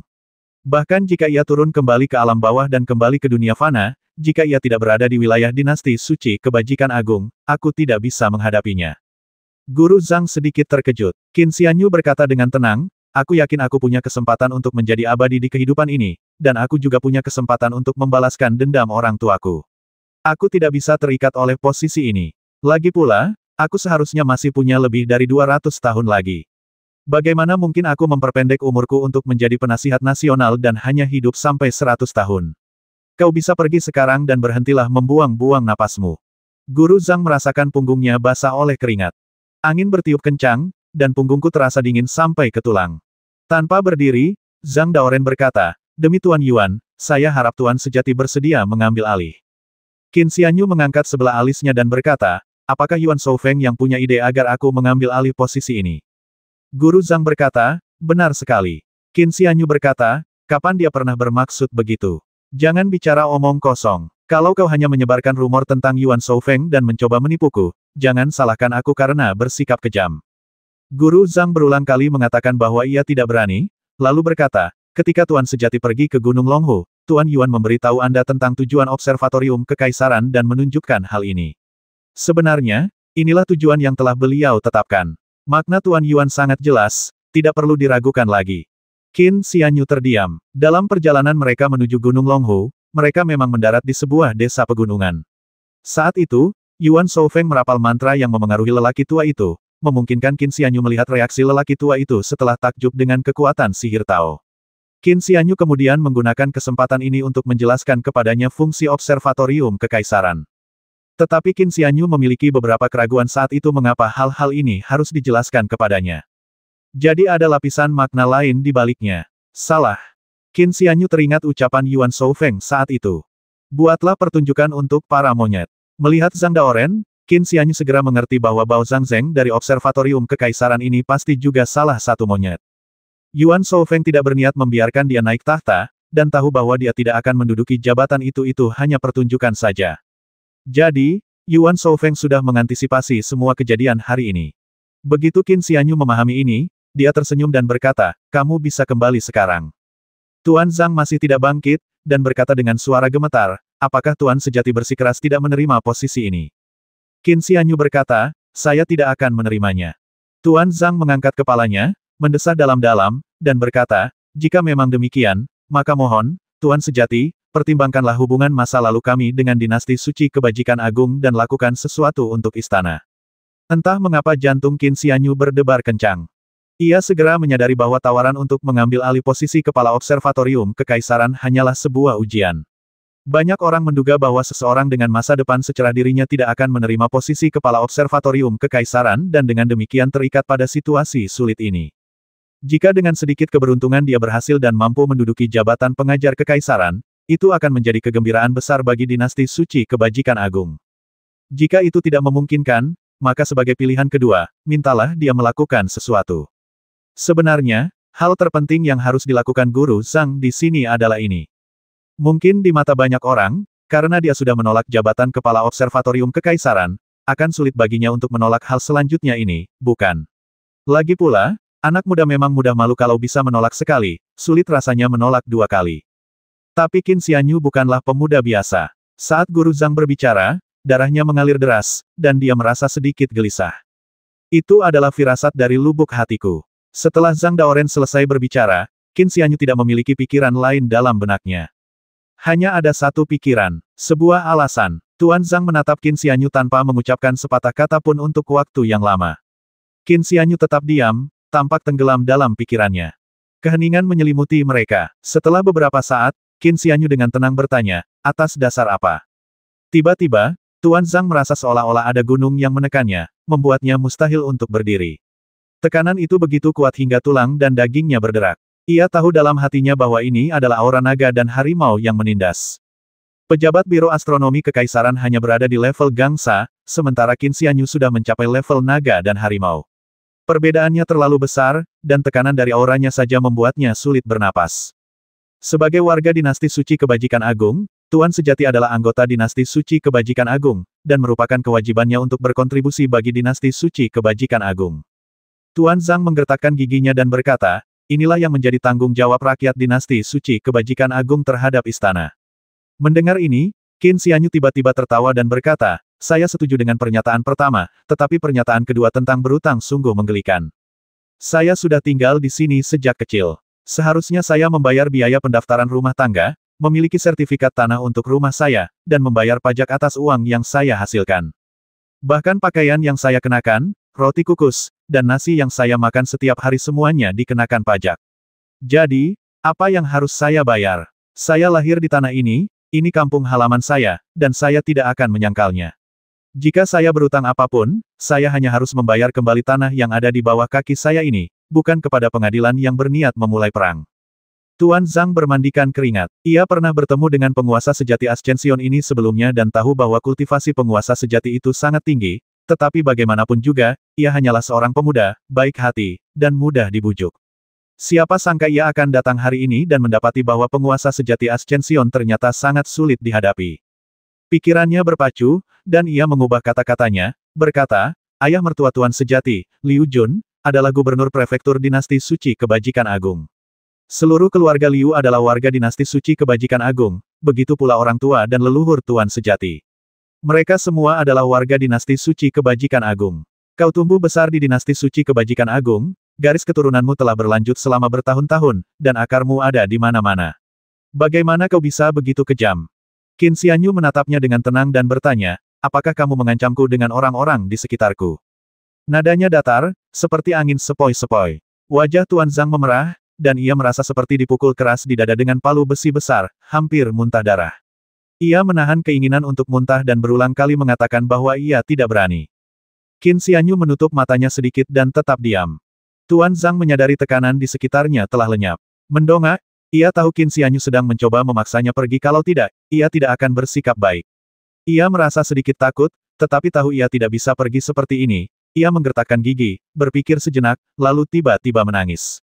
Wajahnya berlinang air mata saat ia meratap, kumohon, Tuan Sejati, lakukanlah ini untuk memutuskan ikatanmu dengan dunia fana. Dengan cara ini, setelah kau mencapai keabadian, kau akan terbebas dari belenggu duniawi. Sekalipun kami mengabaikan kepentingan istana, kami akan mempertimbangkan tanah di bawahmu dan observatorium kekaisaran. Observatorium kekaisaran pernah berbaik hati padamu. Bagaimana kau bisa begitu kejam? Bantuan dari observatorium kekaisaran. Apa kau mencoba meminta bantuanku? Qin Xianyu menatapnya dan berkata perlahan, Apakah ini idemu, ide kaisar, atau ide observatorium kekaisaran?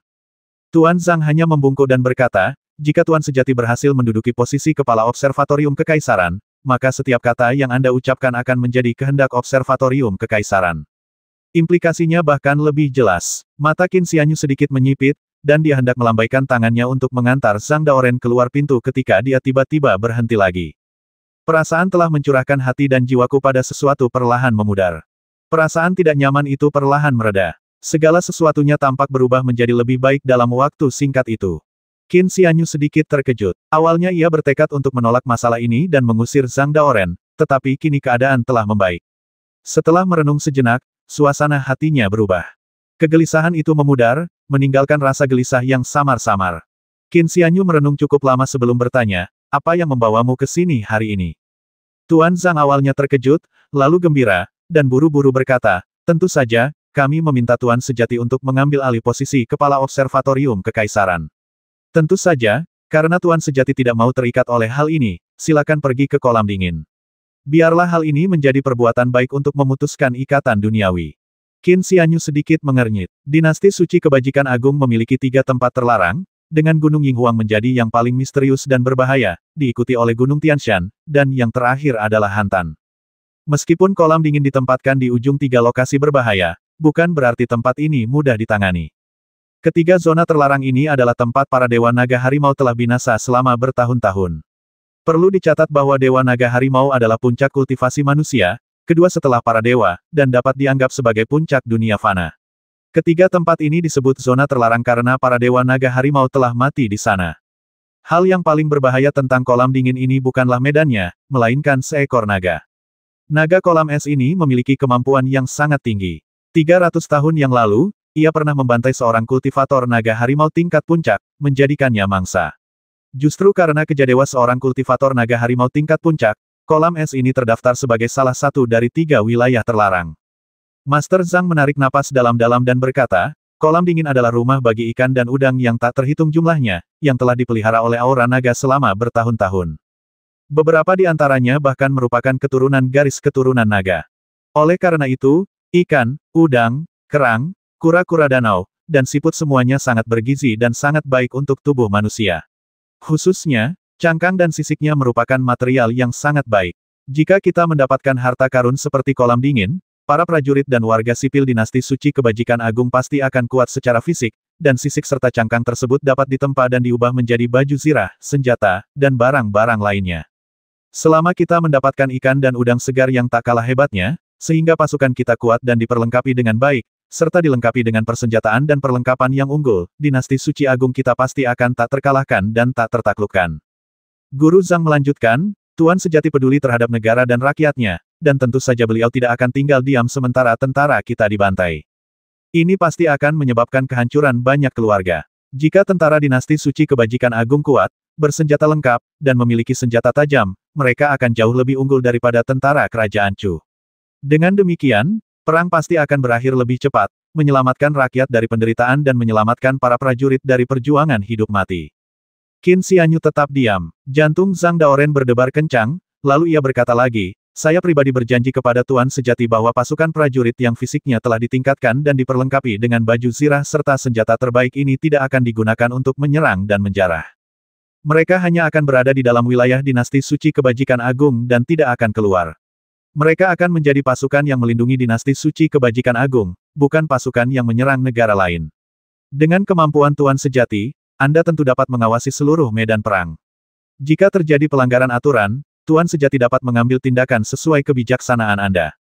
Qin Xianyu mendengarkan dengan tenang sebelum berkata, saya tentu saja tidak ingin melihat apa yang disebut perang, tetapi Tuan Lin Jingtang mengatakan kepada saya bahwa beliau tidak akan menggunakan caranya sendiri untuk membatasi orang lain, juga tidak akan membuat orang lain meniru beliau. Oleh karena itu, saya tidak akan mengambil risiko melawan nasib suatu bangsa untuk menghentikan kaisar bertindak, tetapi itu tidak berarti saya setuju dengannya. Zhang Daoren merasakan penolakan dalam kata-katanya, dan hatinya semakin berat. Ia menggertakkan gigi dan berkata, apakah Tuan sejati telah memutuskan untuk tidak melayani dinasti Suci Kebajikan Agung? Sekalipun hanya satu hal. Qin Xianyu tidak menjawab secara langsung, tetapi malah bertanya, perintah yang Anda terima adalah untuk membujuk saya pergi ke kolam dingin. Tuan Zhang mengangguk pelan, namun kemudian menyadari kata-katanya keliru dan segera menambahkan, Tuan sejati, pergilah ke kolam dingin untuk membasmi naga itu.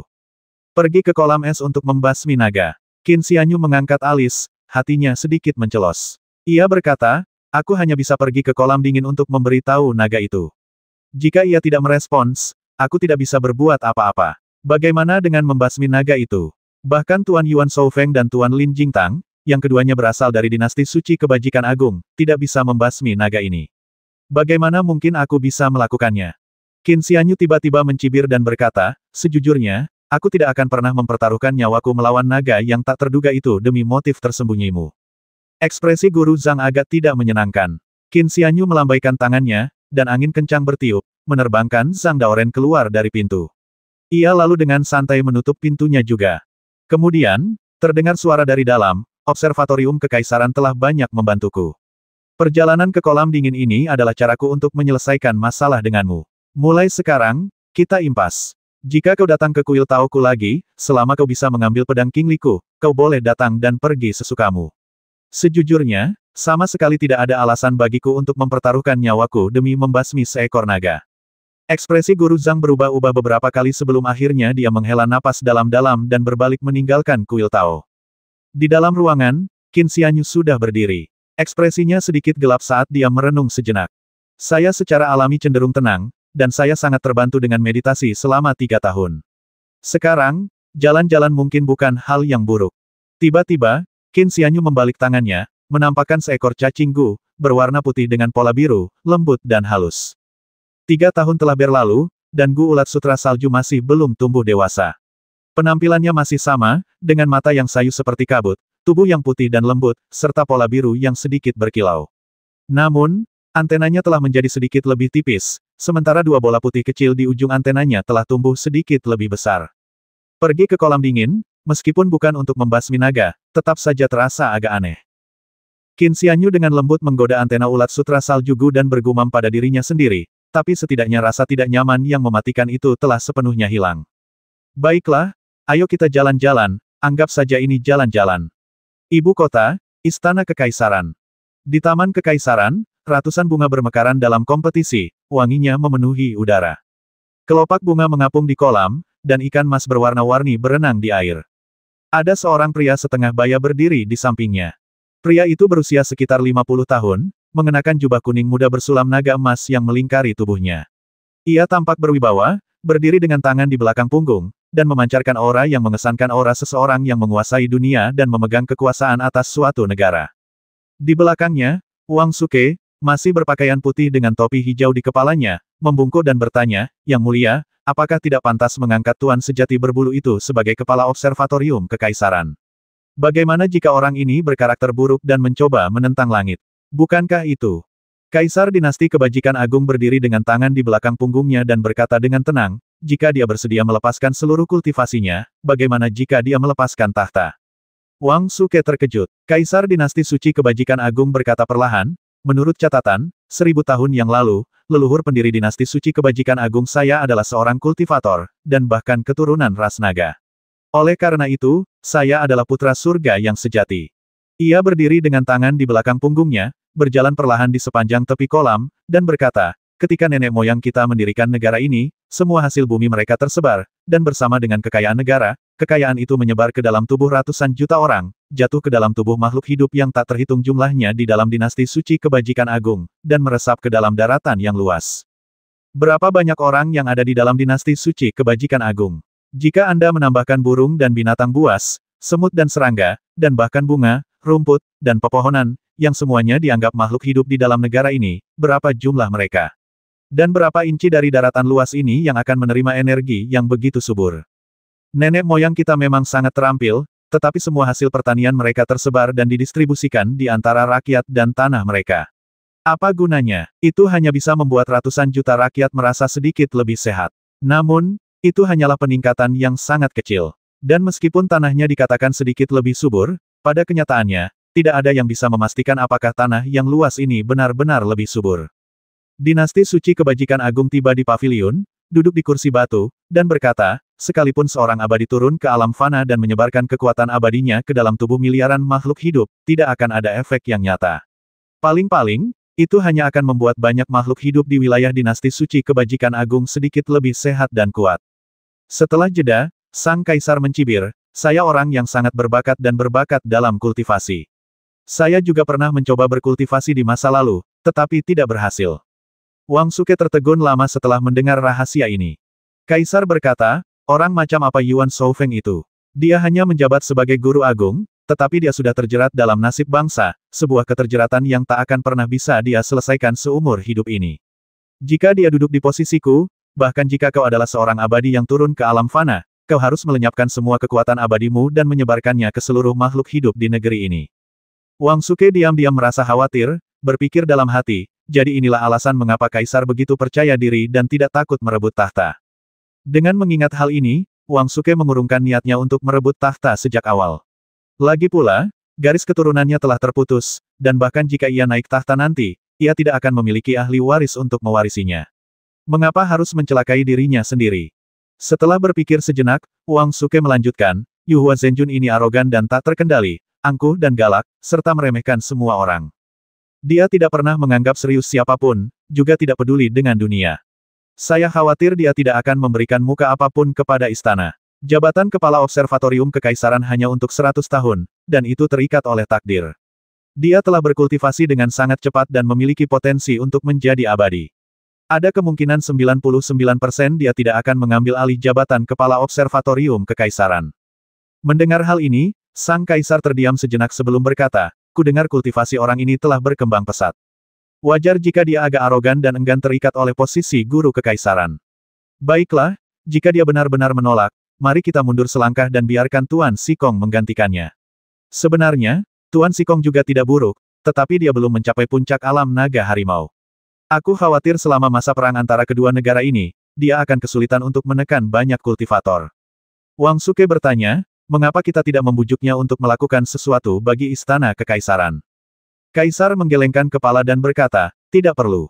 Jika dia tidak mau menjadi guru agung, biarkan saja. Soal urusan, jangan memerintah orang sembarangan, nanti kau bisa membuatnya marah. Masa-masa ini penuh gejolak, dan akan sangat buruk jika kita membuat marah seorang dewa naga harimau. Wang Suke mengangguk sedikit, lalu berpamitan. Tatapan mata sang kaisar sedikit menyipit, dan dia bergumam pada dirinya sendiri, Wang Suke ini sungguh tidak disukai. Setelah meninggalkan istana, Wang Suke berkata kepada bawahannya di Paviliun 8 Guk-Guk, panggil semua Guk-Guk gila di Paviliun 8 Guk-Guk untuk menunggu di kediamanku. Sang Kasim, yang juga mengenakan jubah putih dan topi hijau, menerima perintah itu dan pergi. Wang Suke bergegas menuju observatorium kekaisaran, tetapi ia tidak masuk. Ia menghilang begitu saja di dekat observatorium kekaisaran, dan tidak diketahui kemana ia pergi. Tak lama kemudian, ketika Wang Suke muncul kembali, ia membawa 10 botol berisi darah hijau. Wang Suke memasukkan 10 botol darah hijau ke sakunya dan bergegas kembali ke kediamannya. 18 orang berkumpul di sini. Wang Suke menatap ke 18 Kasim itu, matanya menyipit, dan kilatan cahaya melintas di mata mereka. Ke-18 Kasim ini semuanya telah meminum darah hijau. Meskipun hanya tersisa beberapa tetes, darah tersebut tetap dianggap sebagai obat mujarab oleh orang-orang biasa. Baru setelah meminum beberapa tetes darah hijau yang tersisa di botol porselen itulah para Kasim ini mampu mengembangkan ilmu bela diri mereka dengan pesat. Namun hari ini, saatnya untuk mengambilnya kembali. Dia mendongak. Matahari telah bergerak ke barat dan hampir terhalang oleh gunung sebelah barat. Matahari hampir terbenam, dan langit mulai gelap. Malam itu, Paviliun 8 Guk-Guk dihancurkan. Wang Suke, pemimpin Paviliun 8 Guk-Guk, membasmi ke-18 bawahannya yang cakap yang telah mengolah energi internal dan menguras darah mereka. Selanjutnya, kekacauan meletus di sebuah rumah bordil di ibu kota, dan seorang wanita parubaya ditemukan tewas. Diketahui bahwa wanita parubaya itu adalah ibu kandung Wang Suke. Larut malam, banyak pasukan di ibu kota menerima pesan. Wang Suke, pemimpin Paviliun 8 Guk-Guk, telah menghilang tanpa jejak. Malam itu, sambil memegang segel, Tuan Sikong melewati 9 gerbang dan tiba di hadapan naga emas dari ibu kota Dao Api yang membara vakum. Selama 2 tahun terakhir, saya merasakan adanya aktivitas yang tidak biasa di gerbang 9. Baru hari ini saya menyadari bahwa Wang Suke telah berulang kali melewati gerbang 9 untuk menemui Anda. Tuan Sikong bertanya perlahan, siapa dia? Dao Du Jinlong sedikit membuka matanya, kumisnya berkibar, dan berkata dengan suara berat sambil tersenyum, jadi kau dulunya manusia, tapi kau bukan lagi manusia. Tuan Sikong melanjutkan, apa darah hijau dalam botol-botol itu? Dao Du Jinlong dengan tenang berkata, darah hijau itu berasal dari kura-kura yang memiliki darah naga. Tuan Sikong terdiam sejenak sebelum berkata, setiap kata yang Anda ucapkan penuh dengan makna tersembunyi dan ambiguitas. Sepertinya Anda enggan menjelaskan. Baiklah, saya tidak akan bertanya, tetapi Qin Xianyu harus diberi penjelasan tentang masalah Wang Suke. Asalkan dia kembali hidup-hidup, pasti ada penjelasannya. Dao Du Jinlong berkata dengan suara berat, Wang Suke awalnya hanyalah barang yang bisa dibuang. Dia hanya dihargai oleh orang itu, yang memanfaatkanku untuk mewariskan beberapa hal dan memberinya keberuntungan. Jika kita benar-benar membandingkannya dengan Qin Xianyu, Wang Suke yang kecil ini bisa dibuang sesuka hati. Siapa dia? Tuan Sikong mengusap kepalanya dan berkata, kultivasi saya dangkal, dan saya hanya wakil direktur observatorium kekaisaran. Saya tidak tertarik menyelidiki rencana apapun di antara kalian. Lebih baik tidak menonjolkan diri. Sekarang posisi Yuan Shou Feng kosong, saya cukup khawatir. Dao Du Jinlong bersenandung setuju. Tuan Sikong berbalik untuk pergi. Sebelum pergi, ia tiba-tiba tersenyum pahit dan berkata, pendaftar Zhou sangat mencurigakan. Mengapa Anda memilih Wang Suke, orang tak berguna ini, dan memberinya keberuntungan seperti itu? Dao Du Jinlong terkekeh, dan dengan kekuatan naganya, itu terdengar agak aneh. Bukan aku yang memilih Wang Suke, melainkan kura-kura naga itu. Hei, justru karena orang menyebalkan kecil Wang Suke itu begitu orang menyebalkan, ada harapan untuk mendapatkan darah penyu naga. Pegunungan ini jarang dikunjungi manusia, dan hanya dihuni oleh burung dan binatang. Rumput dan pepohonan rimbun dan hijau, bunga dan tanaman pun semarak. Udara di selatan sejuk dan lembab, dan bahkan di musim ini, udaranya masih terasa segar. Ada seseorang di pegunungan dan hutan, yang langkahnya bagaikan aliran awan dan air yang mengalir. Ia adalah seorang pemuda berwajah tenang, mengenakan jubah tao berwarna terang, membawa pedang ajaib di punggungnya, memegang pengocok di tangannya, dan liontin giok tergantung di pinggangnya. Sebuah benda kecil juga bertengger di bahunya. Setelah diamati lebih dekat, makhluk ini berwarna biru dan putih, dengan sayap tipis transparan di punggungnya, dan merupakan serangga yang sangat menggemaskan. Pegunungan ini cukup indah, tetapi seekor naga hidup di puncaknya, menjadikannya salah satu tempat paling berbahaya. Qin Xianyu tersenyum dan menatap puncak gunung. Gunung ini tidak terlalu tinggi, hanya sedikit menyentuh awan di langit. Namun, ia mencakup wilayah yang luas, dengan puncak-puncak yang membentang dan puncak-puncaknya cukup lebar, seperti tanah datar. Qin Xianyu berjalan perlahan. Sebelum aku menyadarinya, gu ulat sutra salju di bahuku telah menghilang. Qin Xianyu tampak tidak menyadari dan terus berjalan mendaki gunung. Dia berjalan sangat pelan, selangkah demi selangkah. Namun langkahnya ringan dan cepat, bagaikan embusan angin. Mereka berjalan sekitar 1 jam. Qin Xianyu akhirnya mencapai puncak. Melihat sekeliling, ia hanya melihat kabut tipis, tetapi tanah di bawah kakinya datar, padahal pendakiannya cukup curam. Qin Xianyu melihat sekeliling dan melihat melalui kabut bahwa daratan ini menutupi area yang luas, tidak seperti puncak gunung, yang lebih tampak seperti dataran datar di kaki gunung. Sekitar 700 langkah di depan, ada genangan air. Kolam itu tidak besar, hanya sekitar 9 meter kelilingnya. Kolam itu dipenuhi kabut dingin. Sesekali, ikan dan udang muncul ke permukaan dan mengeluarkan gelembung. Namun, airnya gelap dan keruh, memberikan kesan kedalaman yang tak terduga. Qin Xianyu melangkah 700 langkah ke tepi kolam, menangkupkan kedua tangannya sedikit, lalu membungkuk dan berkata, Qin Xianyu yang junior meminta bertemu dengan senior dari klan naga. Kolam itu tenang dan sunyi, tanpa riak sedikit pun. Tetapi Qin Xianyu tahu bahwa naga di bawah pasti sudah mengetahui kedatangannya. Para ibel lahir di alam liar, menghabiskan hidup mereka berburu atau diburu, membuat mereka sangat peka terhadap gangguan sekecil apapun di dunia luar, tak kalah pekanya dengan para guru Tao yang sangat peka terhadap alam.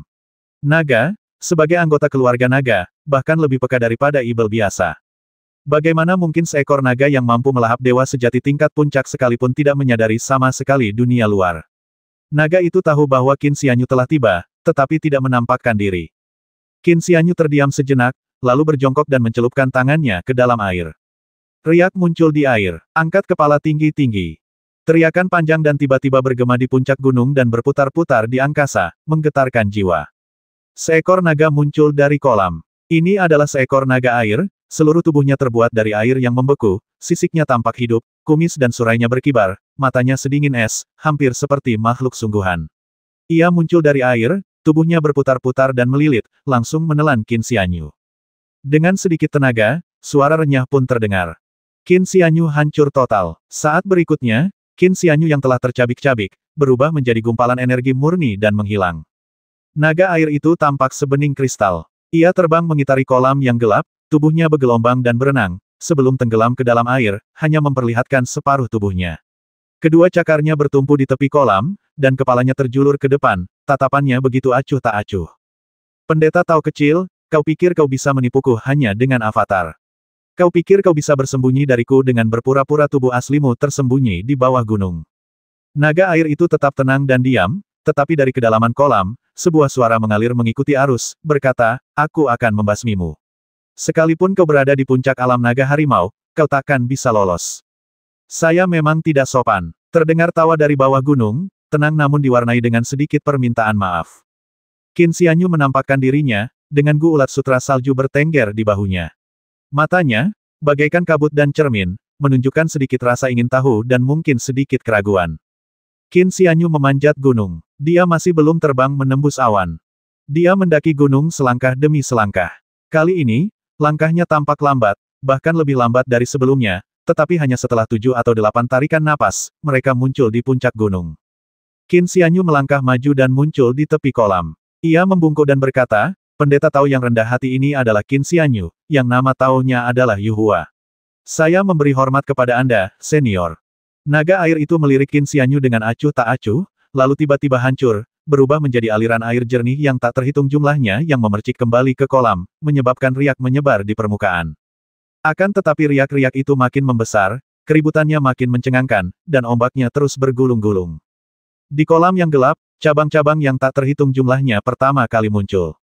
Kelihatannya seperti cabang tanpa daun. Namun bentuknya seperti tanduk rusa. Ini adalah tanduk naga. Pupil mata Qin Xianyu sedikit mengerut. Ia menarik napas dalam-dalam, hanya untuk merasakan udara dingin yang menusuk tulang. Setiap tarikan napas terasa dingin menembus andalam dan tulang-tulangnya, seolah-olah embun beku telah terbentuk. Sepasang tanduk itu luar biasa besarnya, menyerupai 2 pohon. Lalu, sebuah bayangan perlahan muncul dari kolam. Sebuah bayangan muncul dari air, memperlihatkan setengah kepala naga, dengan sepasang mata gelap dan acuh tak acuh tertuju pada Qin Xianyu. Tengkorak kepala naga, yang hanya terlihat di atas air, sebesar rumah. Area di bawah mata terendam, tetapi dilihat dari bayangan bawah air, kepala naga itu sendiri seukuran rumah besar. Permukaan air kembali tenang, tanpa riak, tetapi sebuah suara terdengar dari bawah Taois kecil, kau datang di waktu yang tepat. Jika kau datang 2 hari yang lalu, aku akan menelanmu bulat-bulat tanpa sepatah kata pun. Aku akan mengampunimu hari ini. Qin Xianyu tertawa dan berkata, sepertinya aku cukup beruntung. Qin Xianyu tidak akan datang jika ia tidak merasakan bahaya perjalanan ini telah mereda. Dilihat dari apa yang dikatakannya, perilakunya baru berubah dalam 2 hari terakhir. Mungkinkah ini alasan mengapa awalnya ia merasakan krisis yang hebat, tetapi kemudian rasa bahaya itu menghilang. Adapun bahayanya, Qin Xianyu sendiri telah mengolah eliksir giok emas setinggi hampir 3 inci, ditambah dengan langkah sayap jangkrik, petir telapak tangan, berbagai kekuatan lainnya, elang ilahi berparuh besi, cacing gu yang tak terhitung jumlahnya, dan kendali gu ulat sutra salju. Tidak akan sulit baginya untuk mengalahkan seorang kultivator naga harimau tingkat puncak, dan secara teori, tidak ada lagi bahaya di dunia fana. Namun sebelum perjalanan ini, aku merasakan hawa dingin yang mengancam nyawaku. Setelah hawa dingin mereda, Qin Xianyu tetap penasaran, itulah sebabnya dia setuju datang ke kolam dingin. Sekarang setelah dia melihat naga es itu di kolam, Qin Xianyu menyadari dari mana datangnya rasa krisis dalam dirinya. Ini bukan naga. Ini adalah naga ibel. Qin Xianyu menangkupkan tangannya sedikit dan berkata, selamat, senior, atas transformasimu dari Jiao, sejenis naga, menjadi naga. Sekarang kau adalah naga sejati dan telah digolongkan sebagai ibel abadi. Ini sungguh patut dirayakan. Taois muda, kau tampaknya cukup berpengetahuan tentang etiket. Aku tinggal jauh di dalam kolam dingin ini, dan aku pernah mendengar nama dewa sejati yang telah naik, tetapi aku sama sekali tidak ada hubungannya denganmu. Apa yang kau lakukan di kolam dinginku ini?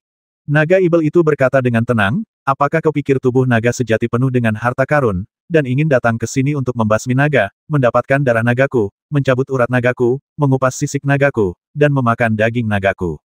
Sejujurnya, 2 pasang cakar naga ini, sepasang tanduk naga, gigi naga di mulutku, dan mutiara naga di perutku semuanya adalah harta karun, bahkan di mata seorang dewa bumi di alam atas. Jika kau melewatkan kesempatan ini, aku akan menghancurkan kehampaan dan naik ke alam atas. Qin Xianyu tersenyum getir pada dirinya sendiri. Dengan kemampuan naga ibel ini, kemungkinan besar ia akan melucuti kulit dan daging manusianya. Ia menggelengkan kepala dan berkata sambil tersenyum, "Senior, kau hidup di kedalaman kolam yang dingin, tapi kau masih berhati kekanak-kanakan dan suka membuat lelucon seperti itu." Naga Ibel itu berkata dengan tenang, "Ini bukan lelucon." Nadanya agak muram, dan tatapannya perlahan berubah dingin, udara di pegunungan terasa agak stagnan. Udara seakan berhenti bergerak. Mengangkat tangan atau mengangkat kepala sangatlah sulit. Setengah kepala naga terlihat di atas kolam yang dingin. Qin Xianyu tampak tenang, tetapi hatinya jauh dari damai. Apa yang dilihatnya di hadapannya bukanlah seekor naga, melainkan seekor naga Ibel. Ini adalah naga Ibel yang mampu meruntuhkan gunung dan memenuhi lautan. Konon, manusia menjadi abadi dengan mengandalkan gunung, sehingga mereka memiliki kekuatan gunung. Naga Ibel ini adalah Ibel abadi, yang kekuatannya tak kalah dengan Dewa Bumi Tao, dan juga memiliki kekuatan magis gunung raksasa. Yuan Shoufeng pernah berkata bahwa naga ini akan berubah menjadi naga dalam waktu 30 tahun, dan sekarang memang menjadi kenyataan.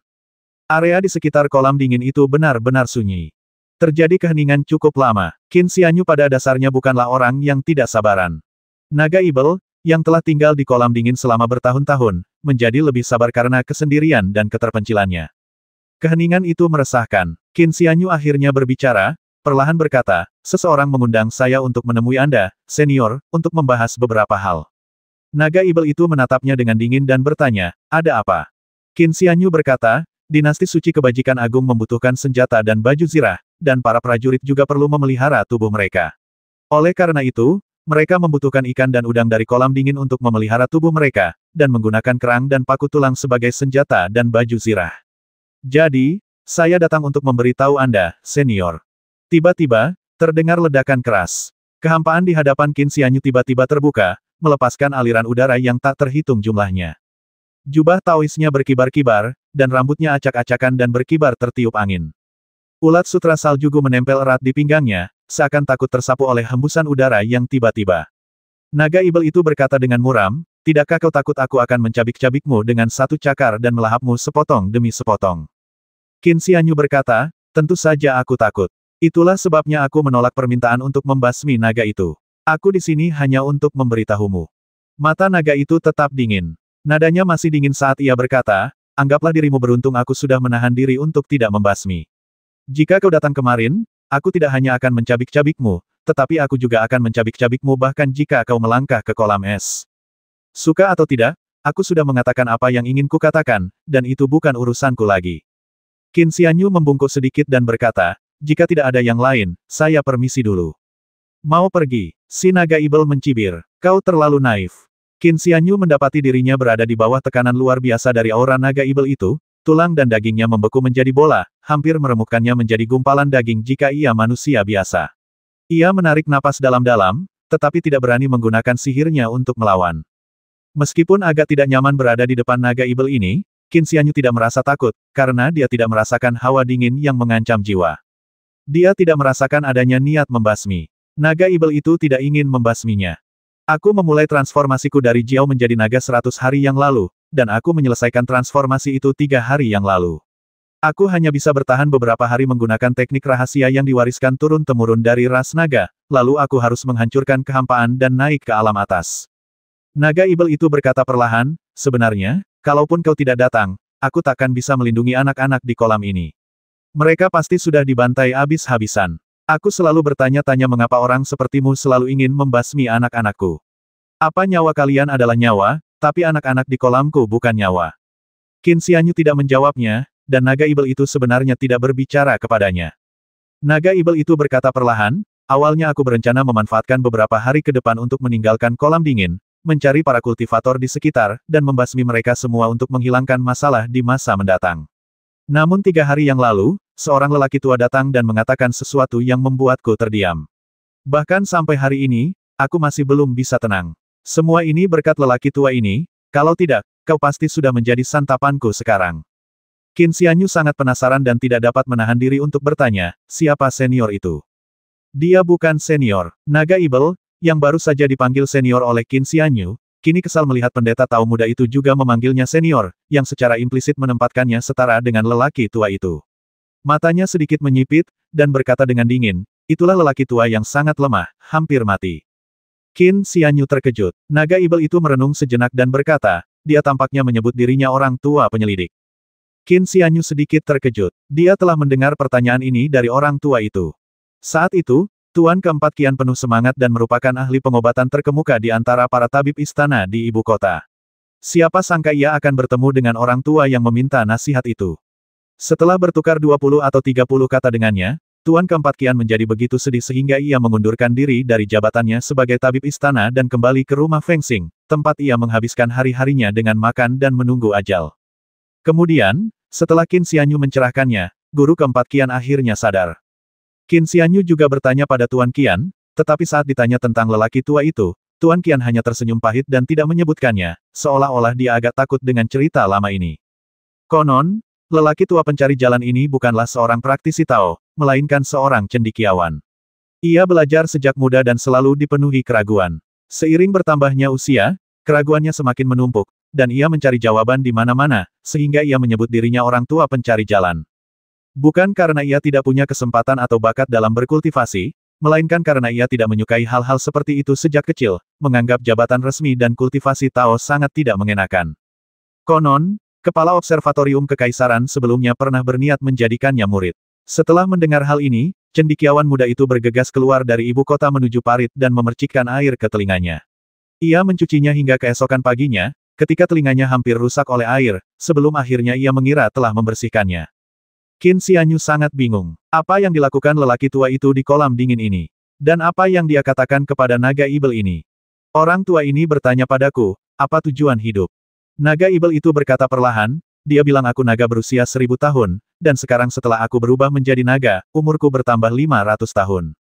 Tapi apa arti hidupku? Dia bertanya padaku, setelah mengalami suka, duka, dan kebahagiaan, aku tetap harus mati. Jadi apa tujuan dari suka, duka, dan amarah ini? Sekalipun aku bisa hidup 10.000 tahun, apa yang harus kulakukan? Qin Xianyu tertegun dan tak bisa berkata apa-apa. Naga ibel itu mendesah dan berkata, aku sudah bilang padanya bahwa aku harus berusaha keras untuk berkultivasi dan mencapai dao keabadian, agar bisa abadi. Tapi dia bertanya padaku, apa gunanya hidup begitu lama? Ia menambahkan, semua orang bilang hidup ini singkat, tapi banyak orang ingin bersenang-senang, yang seringkali membuat mereka bosan. Mereka menciptakan berbagai macam alat dan metode hiburan untuk mengisi waktu. Kalau hidup ini begitu menyedihkan, dan mereka harus menggunakan benda-benda ini untuk mengisi waktu, kenapa harus hidup begitu lama? Saya berkata kepadanya, jika kita mengikuti logika Anda, bukankah semua orang berhak untuk mati? Dia bilang inilah yang membuatnya sangat bingung. Kematian memang sebuah pilihan, tetapi banyak orang, dalam perjuangan mereka untuk bertahan hidup, melakukan tindakan keji yang tak terhitung jumlahnya, membasmi orang lain demi hidup. Sebenarnya, suara naga itu perlahan-lahan melemah dan terdengar agak tidak teratur. Qin Xianyu tetap diam. Ini cuma satu hal. Dia menanyakan 5 hal berbeda hari itu, dan masing-masing pertanyaannya terbagi menjadi puluhan pertanyaan.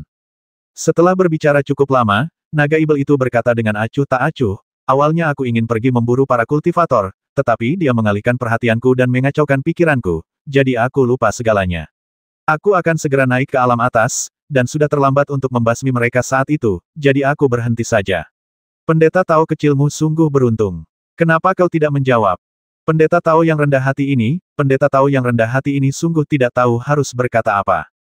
Qin Xianyu terdiam. Ia merasakan hawa dingin menjalar ke seluruh tubuhnya saat pertama kali mendengar tentang kolam es, tetapi rasa dingin itu segera menghilang. Qin Xianyu sangat penasaran tentang hal ini, tetapi setelah mendengar alasannya hari ini, ia benar-benar terdiam. Orang tua ini yang bertanya, hanya dengan hati yang penuh kebingungan dan keraguan, berhasil membuat pikiran naga ibel ini menjadi kacau. Qin Xianyu tidak dapat menahan perasaan aneh. Sudah waktunya. Naga itu mendesah, aku harus naik ke alam atas. Aku kasihan pada keturunanku yang banyak. Setelah aku pergi, mereka pasti akan dibantai. Mereka akan menggunakan sisik mereka sebagai senjata dan daging mereka sebagai obat. Mereka akan musnah sepenuhnya. Tapi, mereka berenang di kolam es setiap hari, berburu dan diburu, tidak peduli dengan dunia, tidak tahu mengapa mereka hidup. Naga ibel itu menampakkan ekspresi dingin. Melihat ini, Qin Xianyu hanya bisa mendesah dalam hati orang tua itu benar-benar tangguh. Tiba-tiba, Qin Xianyu menatap naga ibel di kolam dingin, tatapan matanya penuh pertimbangan. Seekor naga lahir di kolam es ini, dan setelah 1000 tahun ia menjadi naga ibel. Ikan, udang, kura-kura, kerang, dan makhluk lainnya di kolam tersebut dimurnikan oleh aura naga siang dan malam, dan mereka bukanlah makhluk biasa. Kebanyakan dari mereka berpotensi menjadi evil. Bahkan, kini terdapat banyak energi evil di dasar kolam, dan kebanyakan dari mereka adalah evil yang dapat mengumpulkan esensi matahari dan bulan serta menyerap energi spiritual langit dan bumi. Konon di dalam kolam dingin itu terdapat berbagai macam makhluk yang merupakan keturunan dari garis keturunan naga evil. Jika kita bisa mengambil alih kolam ini, bukankah itu akan menjadi hal yang hebat? Qin Xianyu sedang mempertimbangkan apakah akan mengumpulkan semua makhluk air di kolam ke dalam prasasti giok, yang pegunungan dalamnya cukup luas untuk menampung semua kehidupan di kolam. Mungkin masalah ini harus menunggu sampai naga evil itu menghancurkan kehampaan dan pergi. Naga evil itu menatap Qin Xianyu dengan tajam, cahaya aneh berkelebat di matanya yang gelap, lalu tiba-tiba berkata, "Kau punya cara."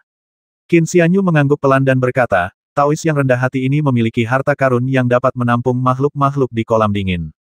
Naga evil itu tetap diam. Qin Xianyu berkata, daripada dibantai, kenapa tidak masuk ke harta karunku? Kau juga bisa berkembang biak dan tumbuh subur di sana. Naga evil itu berkata perlahan, apakah kamu tidak takut aku akan membasmimu dan mengambil harta ini? Qin Xianyu berkata, saya telah bermeditasi selama 3 tahun, dan selain kultivasi, saya banyak mempelajari harta karun ini. Dalam 3 tahun ini, saya hanya memperoleh beberapa wawasan. Bagi seekor naga evil, 3 tahun hanyalah sekejap mata. Ia mencibir dan bertanya, apa yang telah kau sadari? Qin Xianyu berkata, harta karun ini hanya milikku, tidak ada gunanya jika orang lain mengambilnya. Naga evil itu menatap matanya cukup lama sebelum berkata, kau tidak berbohong padaku. Evil paling peka terhadap lingkungan sekitar, terutama naga, yang kepekaannya sebanding dengan para Taois. Meskipun naga evil ini tidak memiliki energi primordial dan firasat bawaan Qin Xianyu, setidaknya ia dapat membedakan antara yang baik dan yang jahat. Saya tidak merasakan niat jahat apapun dari Qin Xianyu. Tetapi apakah pendeta Tao muda itu benar-benar orang baik atau hanya penipu yang baik, sulit dikatakan bagi naga evil itu. Naga itu menatapnya lama, lalu tiba-tiba mendesah, baiklah, tidak ada pilihan lain selain membiarkannya masuk ke hartamu. Tapi kau harus berjanji padaku bahwa kau tidak akan membasmi sembarangan, bahwa kau tidak akan memberikan keturunan airku sebagai hadiah, bahwa kau tidak akan memberikan mereka dalam jumlah besar sebagai makanan, dan bahwa kau tidak akan menggunakan mereka dalam jumlah besar sebagai baju sirah atau senjata. Setelah jeda, ia berkata, jika Anda berguna bagi diri sendiri, Anda boleh menangkap beberapa untuk dinikmati. Tapi jangan biarkan spesies air punah. Qin Xianyu mengangguk sedikit, ekspresinya serius. Naga evil itu memejamkan matanya sedikit dan berkata, sebelum aku naik ke alam fana, kau boleh bergerak. 330.